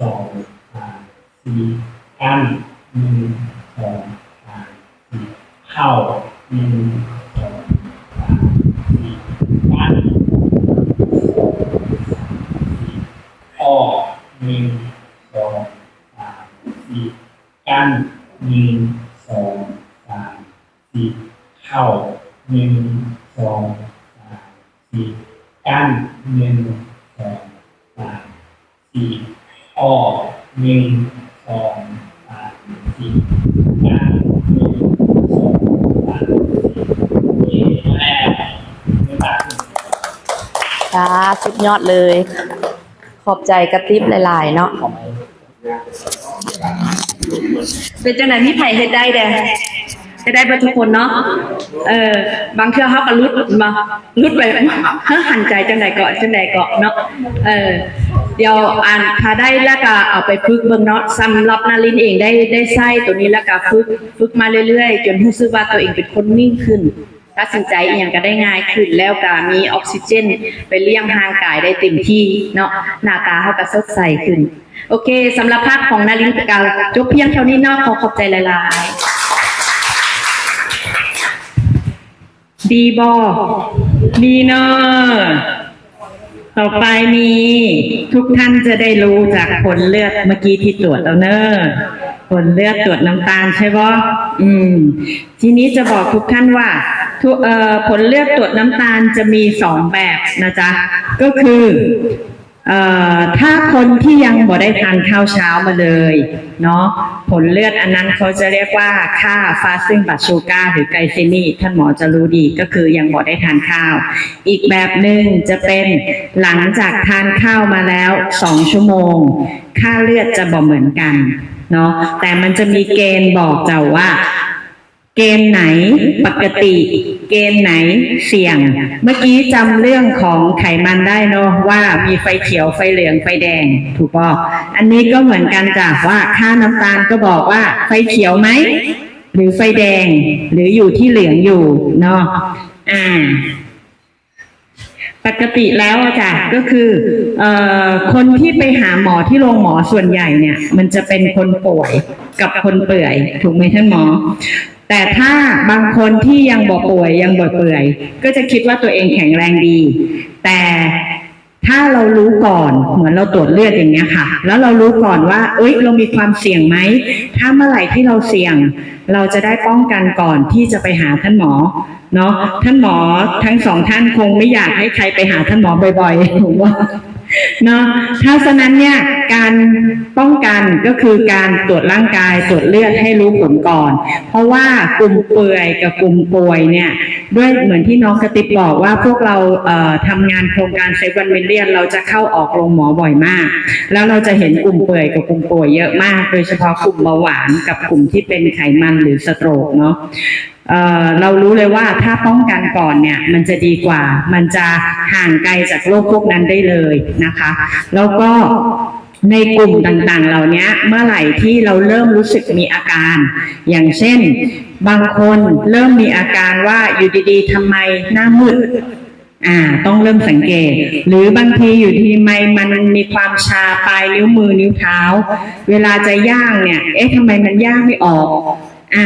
ตรงนี้คืออาการไม่ปกติเด้อเพราะเราใช้ชีวิตปกติเราย่างได้ถูกบอกเราทำนู่นทำนี่มือเราจับนู่นจับนี่ได้แต่ถ้าเมื่อไหร่หยิบโทรศัพท์ขึ้นมาละจะกดละทำไมนิ้วมันกดไม่ออกมันเริ่มชาอันนี้บอกปกติเนาะให้กับทุกท่านสังเกตตัวเองว่ามีอาการผิดปกติที่เราตรวจพบไหมถ้าตรวจพบแล้วให้ไปหาท่านหมอตรวจอย่างละเอียดโดยเฉพาะอย่างที่บอกว่าตรวจค่าเลือดที่บอกว่าเป็นภาวะดื้ออินซูลินบอกภาวะของน้ำมันไขมันดีกับไตรกลีเซอไรด์เนาะแล้วก็ภาวะของน้ำตาลด้วยนะเจ้าหลังจากนั้นเนี่ยถ้ารู้แล้วว่าเป็นหรือไม่เป็นอะไรเราต้องเริ่มต้นที่จะรักษาแต่ถ้าบางท่านบอกว่ายังไม่อยากรักษาไม่อยากใช้ยาเคมีเหมือนที่หน่อยพูดตั้งแต่ต้นว่าถ้าใช้ยาเคมีคือโมเดิร์นเมดิซินคือการรักษาแบบทั่วไปแต่อยากมาเปลี่ยนปรับวิถีชีวิตตัวเองให้เป็นยาอันนี้ก็จะเป็นไลฟ์สไตล์เมดิซินที่เราสามารถปรับตามเนี้ยที่เรามีความรู้ในวันนี้ทั้งหมดให้ฟื้นฟูตัวเองให้มีสุขภาพดีขึ้นแล้วจะค่อยๆติดตามผลไปว่าถ้าเราติดตามถ้าเรารู้ความเสี่ยงจากผลเลือดเราก็จะติดตามผลจากผลเลือดว่าก่อน before กับหลัง after เป็นยังไงหรือบางคนเรามีเครื่อง in body ที่เมื่อกี้วัดกันแล้วเนาะติดตามผลจากผล in body ก็ได้อายุเซลล์เนาะอายุที่เมื่อกี้วัดใครอ่อนกว่าตัวจริงบ้างเยอะเลยถูกไหมคนที่อ่อนกว่าตัวจริงก็อาจจะอ่อนขึ้นก็ดีขึ้นหรือบางคนที่มากกว่าอายุจริงก็บ่ต้องตกใจเพราะอันเนี้ยก็เป็นสัญญาณบอกว่าเราต้องเริ่มปรับเปลี่ยนพฤติกรรมละเพื่อจะให้อายุเราน้อยกว่าตัวจริงอายุในร่างกายเนาะซึ่งตรงนี้ล่ะค่ะเป็นวัตถุประสงค์ของโครงการว่า1ทุกท่านจะมีความรู้เพื่อไปทำอะไรปรับพฤติกรรมตัวเองใหม่เนาะปรับพฤติกรรมให้แข็งแรงขึ้นสุขภาพดีขึ้นแต่หากปรับพฤติกรรมแล้วมันยังบ่ได้ตรงนี้ก็ลองดูว่าเราจะใช้อะไรมาช่วยใช้ไลฟ์สไตล์เดนิฟรีนมาช่วยหรือใช้ตัวช่วยใช้ไฟเบอร์มาช่วยเหมือนที่น้องกระติบบอกหรือบางคนกล้ามเนื้อน้อยจะทานโปรตีนเพิ่มใช้โปรตีนเสริมมาช่วยแบบนั้นนะคะทีนี้มาถึงค่าผลเลือดละผลเลือดของทุกท่านเนี่ยถ้าดูจากใบนี้เนอะจะมีค่าผลเลือดของกินอาหารไปแล้ว2 ชั่วโมงเมื่อกี้ท่านไหนกินอาหารไปแล้วค่อยมาตรวจบ้างจ๊ะถ้าอยู่ไฟเขียวคือไม่เกิน140ถ้าไม่เกิน140หลังจากกินอาหารไปแล้ว2 ชั่วโมงปลอดภัยดีเด้อเนาะแต่ถ้ากินอาหารไปแล้ว2 ชั่วโมงอยู่ระหว่าง140แต่ไม่เกิน160อันนี้ ปลอดภัยแต่ไม่100%เพราะเริ่มเสี่ยงละเป็นสีเหลืองละ มันอาจจะเป็นอันตรายได้ในอนาคตเนาะแต่ถ้าท่านไหนที่กินอาหารไปแล้ว2 ชั่วโมงตรวจออกมาแล้วเกิน160ตรงนี้แหละอันตรายบ่งบอกว่าท่านกำลังเป็นเบาหวานแล้วเด้อโดยที่ท่านบ่รู้ตัวเนาะตรงนี้ก็จะเป็น1ค่าเลือดแต่ถ้าท่านไหนเมื่อกี้ที่ตรวจแล้วกับท่านไหนยังบ่ได้กินข้าวแล้วตรวจเลือดมาเนาะดูว่าค่าเลือดตัวเองเกิน100ไหมท่านไหนที่บอกเกิน100หลังจากที่ตอนเช้าตื่นมาแล้วยังบ่ได้กินข้าวแล้วมาตรวจเลือดถ้าไม่เกิน100คือปลอดภัยไฟเขียวเราวิ่งไปไหนก็ได้เลยเนอะส่วนท่านใดที่ตรวจแล้วเมื่อกี้100ขึ้นมานิดๆแต่บอกเกิน125อันนี้ก็เริ่มเสี่ยงละต้องระวังว่าต้องปรับตัวเองให้น้ำตาลน้อยหน่อยเพราะไม่ฉะนั้นน้ำตาลเยอะขึ้นเรื่อยๆเมื่อไหร่ไปเกิน126มันจะเป็นไฟแดงทันทีเพราะเมื่อไหร่ที่ยังบ่ได้กินข้าวแล้วไปตรวจเลือดแล้วเกิน126เนี่ยก็เป็นเบาหวานแล้วเหมือนกันเนาะเพราะฉะนั้นกับทุกท่านรู้ละค่าเลือดตัวเองเป็นอย่างไรเพราะฉะนั้นใครอยู่ไฟเหลืองปรับตัวเองให้มาสีเขียวเด้อเนาะลดน้ำตาลลงหน่อยนะทำ IF ได้ออกกำลังกายได้แล้วปรับมาเป็นสีเขียวได้แต่คนไหนอยู่สีเหลืองแล้วไม่อยากไปสีแดงก็ค่อยๆปรับพฤติกรรมขึ้นเรื่อยๆแต่ถ้าคนไหนอยู่สีแดงแล้วบ่ต้องตกใจเราปรับพฤติกรรมตัวเองให้ลงมาเป็นสีเหลืองได้ให้ลงมาเป็นสีเขียวได้เพราะปัจจุบันนะคะทางสมาคมเบาหวานของยุโรปและอเมริกาเขาบอกแล้วว่าค่าน้ำตาลในเลือดสูงสำหรับคนเป็นเบาหวานสามารถปรับพฤติกรรม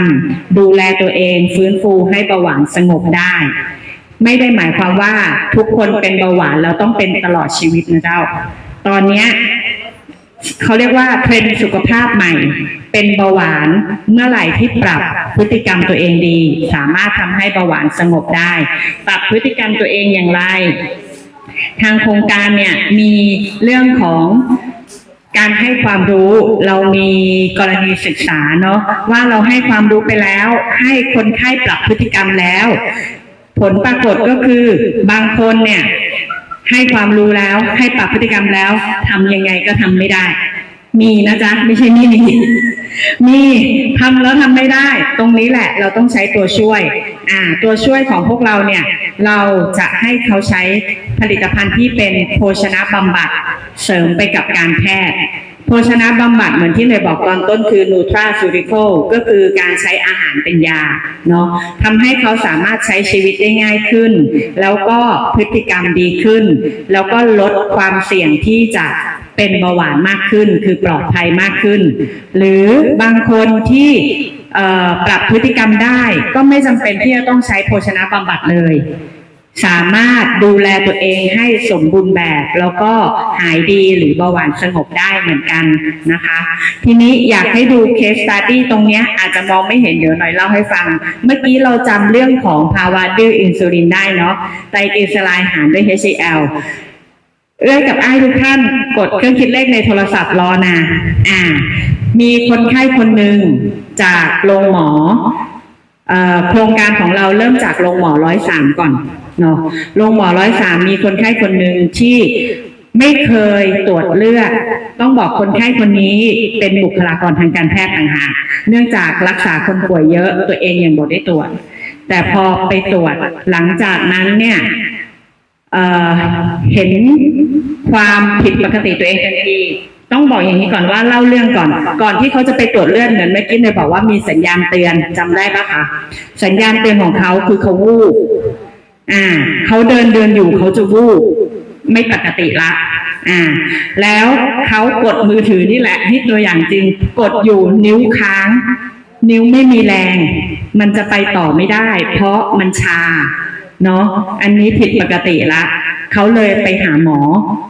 คือในโรงหมอนี่แหละแล้วตรวจเลือดพอตรวจเลือดออกมาไตรกลีเซอไรด์สูง715สูงบ่ ยังไม่น่ากลัวเท่ากับพอมาดูรายละเอียด เราเอาไตรเกลีเซอไรด์หารด้วยไขมันดีใช่ป่ะ HCl ไขมันดีเขาอยู่ที่37ลองกดเครื่องคิดเลขกันเลยเจ้า715หาร37ได้เท่าใดลองกดบ่ลองกดเลย3ปียังมาซูมกันหน่อย6868ลดใครหนอเลื่อนก่อนเด้อ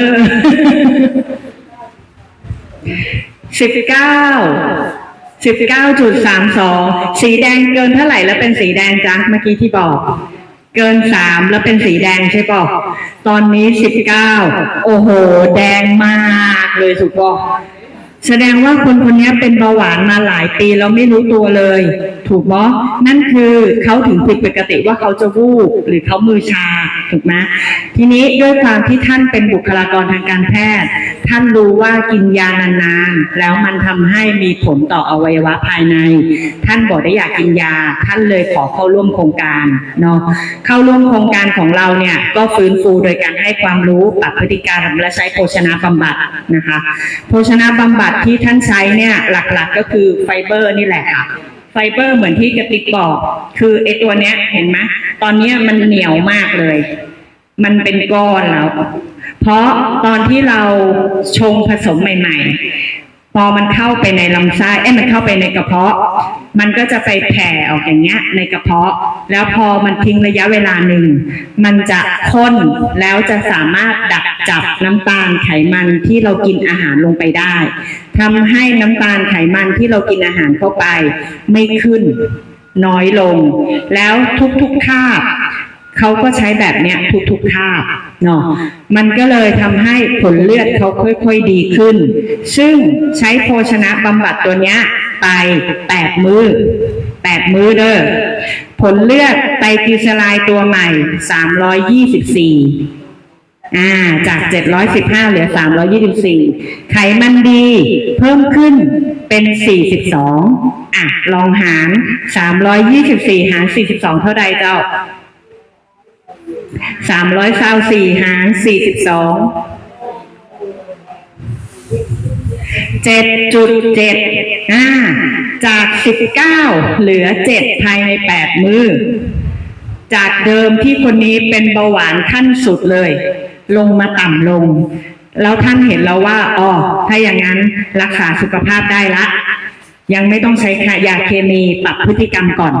ปรับพฤติกรรมใหม่แต่ไม่ได้หมายความว่ากินไฟเบอร์ตัวนี้แล้วกินไม่เลือกเลยนะจ๊ะ เราก็ต้องปรับพฤติกรรมกินดีๆด้วยเด้อปรับพฤติกรรมกินออกกำลังกายเพิ่มขึ้นเนาะแต่ให้มันเป็นไลฟ์สไตล์ว่าไม่ได้ถึงขนาดว่าต้องนู่นนี่นั่นห้ามกินหมดเลยสามารถกินได้แต่กินในปริมาณที่พอเหมาะเนาะหลังจากนั้นเนี่ยท่านเห็นแล้วว่ามาถูกทางละ8 มื้อลดลงละทางต่อไปอีกครบเดือนภายใน1 เดือนที่ตรวจผลเลือดมาใหม่จากเมื่อกี้ลดลงไปแล้วตอนแรกเลย715เนอะลงมา322 324ตอนนี้เหลือ180ไตรกลีเซอไรด์เหลือ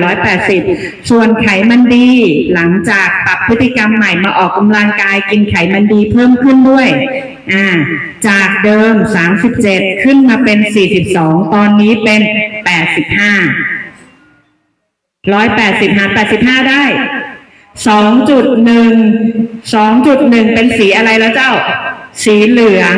ถูกว่าจากสีแดง19ลงมา7แล้วลงมาเป็นสีเหลืองได้ภายใน1 เดือนถึงบอกว่าเบาหวานไม่ได้รักษาไม่ได้เบาหวานรักษาได้เนาะทำให้ค่อยๆดีขึ้นแล้วสงบได้จากท่านเนี้ยณปัจจุบันเนี่ยก็อยู่ในสีเหลืองตลอดมาเป็นเวลาตอนเนี้ย2 เดือนละ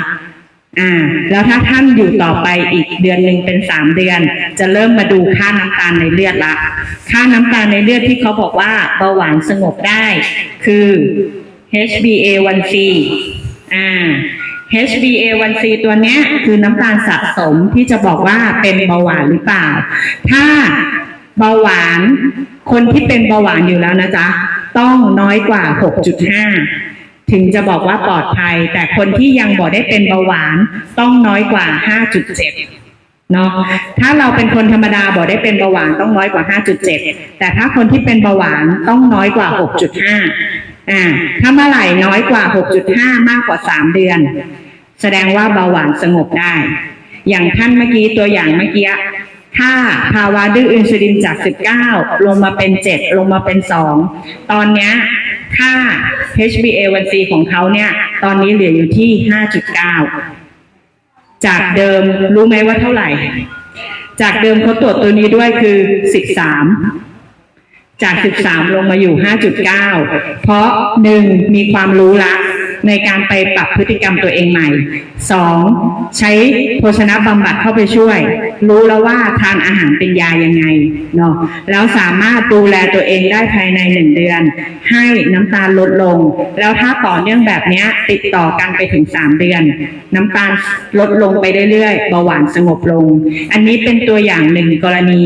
แต่จะมีอีก1 กรณีที่น่ากลัวท่านหมอจะรู้ว่าถ้าคนเป็นเบาหวานเนี่ยถ้าเป็นแผลที่ตีน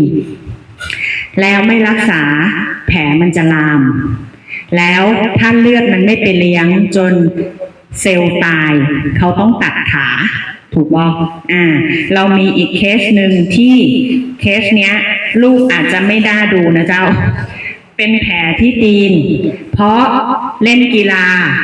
ใส่รองเท้ากอล์ฟเป็นเบาหวานอยู่แล้วใส่รองเท้ากอล์ฟแล้วรองเท้ากัดคิดว่าไม่เป็นอะไรรักษาทั่วไปผ่านไปเกือบเดือนแผลมันเยอะขึ้นเรื่อยๆมันกินเนื้อเข้าไปขึ้นเรื่อยๆกินจนเห็นถึงกระดูกอะจ้ะเพราะว่ามันกินเนื้อไปจนถึงตรงนั้นเนื้อตรงนั้นมันตายหมดละเห็นถึงกระดูกทีนี้เนี่ยท่านหมอประมาณ4 ท่านที่รักษาคนไข้คนนี้บอกว่าวิธีการช่วยให้หยุดคือตัดนิ้วเท้าจริงถ้าเรามีญาติพี่น้องที่เป็นเบาหวานและเป็นแผลเราอยากให้เขาโดนตัดนิ้วเท้าบ่ไม่อยากเนาะเราก็อยากช่วยเขาว่าทำยังไงก็ได้ให้มันไม่ต้องโดนตัดให้มันหายท่านคนไข้คนนี้ก็ได้รู้จักโครงการเราเหมือนกันแล้วก็เลยได้เข้ามาร่วมโครงการด้วยกันหลังจากเข้ามาร่วมโครงการเนี่ยค่อยๆรักษาแผลให้ดีขึ้นเนื้อเริ่มกลับขึ้นมาใหม่เนาะเนื้อจากเท้าที่มันถูกกินไปจนเห็นกระดูกอะจ้ะมันเริ่มเปลี่ยนแล้วกลับขึ้นมาใหม่แล้วปัจจุบันเนี่ยเนื้อกลับมาหมดละไม่มีแผลละแต่ผิวที่เท้ายังดำเพราะว่าตอนแรกที่เป็นเนื้อตายเซลล์ตายหมดตอนนี้เพิ่งมามีเลือดไปเลี้ยงตรงนั้นแล้วมันอยู่ในช่วงของการฟื้นฟูเนาะทั้งหมดเนี้ยคนไข้คนนี้ใช้เวลา1 เดือนเหมือนกันจ้ะในการที่เราช่วยฟื้นฟูแต่คนไข้ยังทานยานะคะเพราะเขาเป็นเบาหวานเลยเขารู้ตัวเขาทานยาแล้วก็ปรับอาหารใหม่ปรับพฤติกรรมใหม่แล้วใช้โภชนะบำบัดเข้าไปดูแลใหม่ปรับให้ได้ภายใน1 เดือนณปัจจุบันเนี่ยอันนี้เป็นภาพเก่าละณปัจจุบันเป็นเดือนที่2คนไข้คนนี้เดินได้ปกติละถ้าเราสามารถช่วยคนคนหนึ่งที่จากเดิมจะต้องถูกตัดนิ้วเท้าให้กลับมาเดินได้ปกติเราดีใจไหมจ๊ะเนาะโครงการเราดีใจมากเลยที่เราแบบได้มีโอกาสได้ช่วยคนแบบนี้เนาะแล้วก็ในผลิตภัณฑ์ที่เป็นโภชนะบำบัดก็เหมือนเดิมเลยเขาทานตัวนี้หลักๆเลยแต่คนไข้คนนี้มีมากกว่าคือเพิ่มเติมคือมันมีการอักเสบเยอะก็เลยทานโอเมก้า 3เพื่อลดการอักเสบแล้วก็คลอโรฟิลที่ทุกท่านได้รับตอนแรกเป็นขวดเนี่ยตัวเนี้ยจะไปช่วยล้างกรดในเลือดคนเป็นเบาหวานเลือดจะเป็นกรดเยอะแล้วเมื่อไหร่ที่เลือดเป็นกรดเยอะๆเนี่ยนึกถึงว่าขวดเนี้ยสีเหลืองเนี้ยถ้าเป็นเลือดแล้วอยู่ในหลอดเลือดแล้วเลือดมันข้นแบบเนี้ยมันก็ไม่สามารถไปเลี้ยงทั่วร่างกายได้ถูกไหมคะการดื่มน้ำคลอโรฟิลจะช่วยทำให้ความเป็นกรดของเลือดลดลงแล้วเลือดไหลเวียนได้ดีขึ้นถ้าดื่มทุกวันผลพลอยได้คือหนุ่มขึ้นหน้าเด็กลงของแถมอันนี้คือผลพลอยได้เนาะซึ่งในผลเหล่านี้อันนี้เป็นอีกตัวอย่างหนึ่งเนาะแต่ในผลเหล่านี้ส่วนใหญ่โภชนะบำบัดที่เราใช้หลักๆก็คือตัวไฟ เบอร์ตัวนี้เนอะแล้วก็ชาที่พี่นรินทร์พูดถึงคือชายูนิมาเต้ชายูนิมาเต้จะข้อดีมากๆเลยจ้ะคือ2ข้อหลักๆข้อแรกมันเป็นชาอารมณ์ดีทำไมเป็นชาอารมณ์ดีเพราะว่ามันมีสารอาหารเคยกินดาร์กช็อกโกแลตกันบอกดาร์กช็อกโกแลตเขาบอกว่ามีสารที่ทำให้อารมณ์ดีถูกป่ะตัวเนี้ยมีมากกว่าดาร์กช็อกโกแลต3 เท่าทำให้อารมณ์ดีเพิ่มขึ้นอีกตัวหนึ่งคือทำให้ลดไขมันในร่างกายเราได้เพราะฉะนั้นเนี่ยไขมันลดอารมณ์ดีเพิ่มขึ้นไม่เครียดโอกาสป่วยก็น้อยลงถูกบอกเนาะแล้วก็คลอโรฟิลที่ควรจะทานทุกวันเพราะล้างกรดในเลือดทุกวันเวลาเราเจอฝุ่นก่อสร้างอย่างเงี้ยจ้ะร่างกายดูดสารพิษไปตลอดเลยไม่รู้ตัวเลยบางคนอยู่เฉยๆไม่ได้ทำอะไรแต่ผิวเหี่ยวลงเคยสังเกตหรอเพราะร่างกายซึมซับสารพิษไปโดยไม่รู้ตัวเลยมันเหี่ยวไปเองเพราะสารพิษแต่ถ้าปรับสภาพเลือดใหม่ให้เลือดมีสมดุลดีขึ้นอันเนี้ยจะช่วยทำให้ผิวดีขึ้นนะคะร่างกายข้างในดีขึ้นแล้วก็อีกส่วนหนึ่งเลยที่อยากจะให้ทุกท่านทราบคือเขาบอกว่าคนเป็นโรคเบาหวานสุดท้ายแล้วต้องเจอ3 ตอแน่ๆตอแรกอันนี้มันเป็นภาพ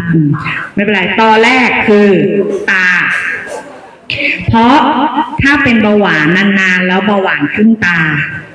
โอกาสตาบอดมีมากกว่า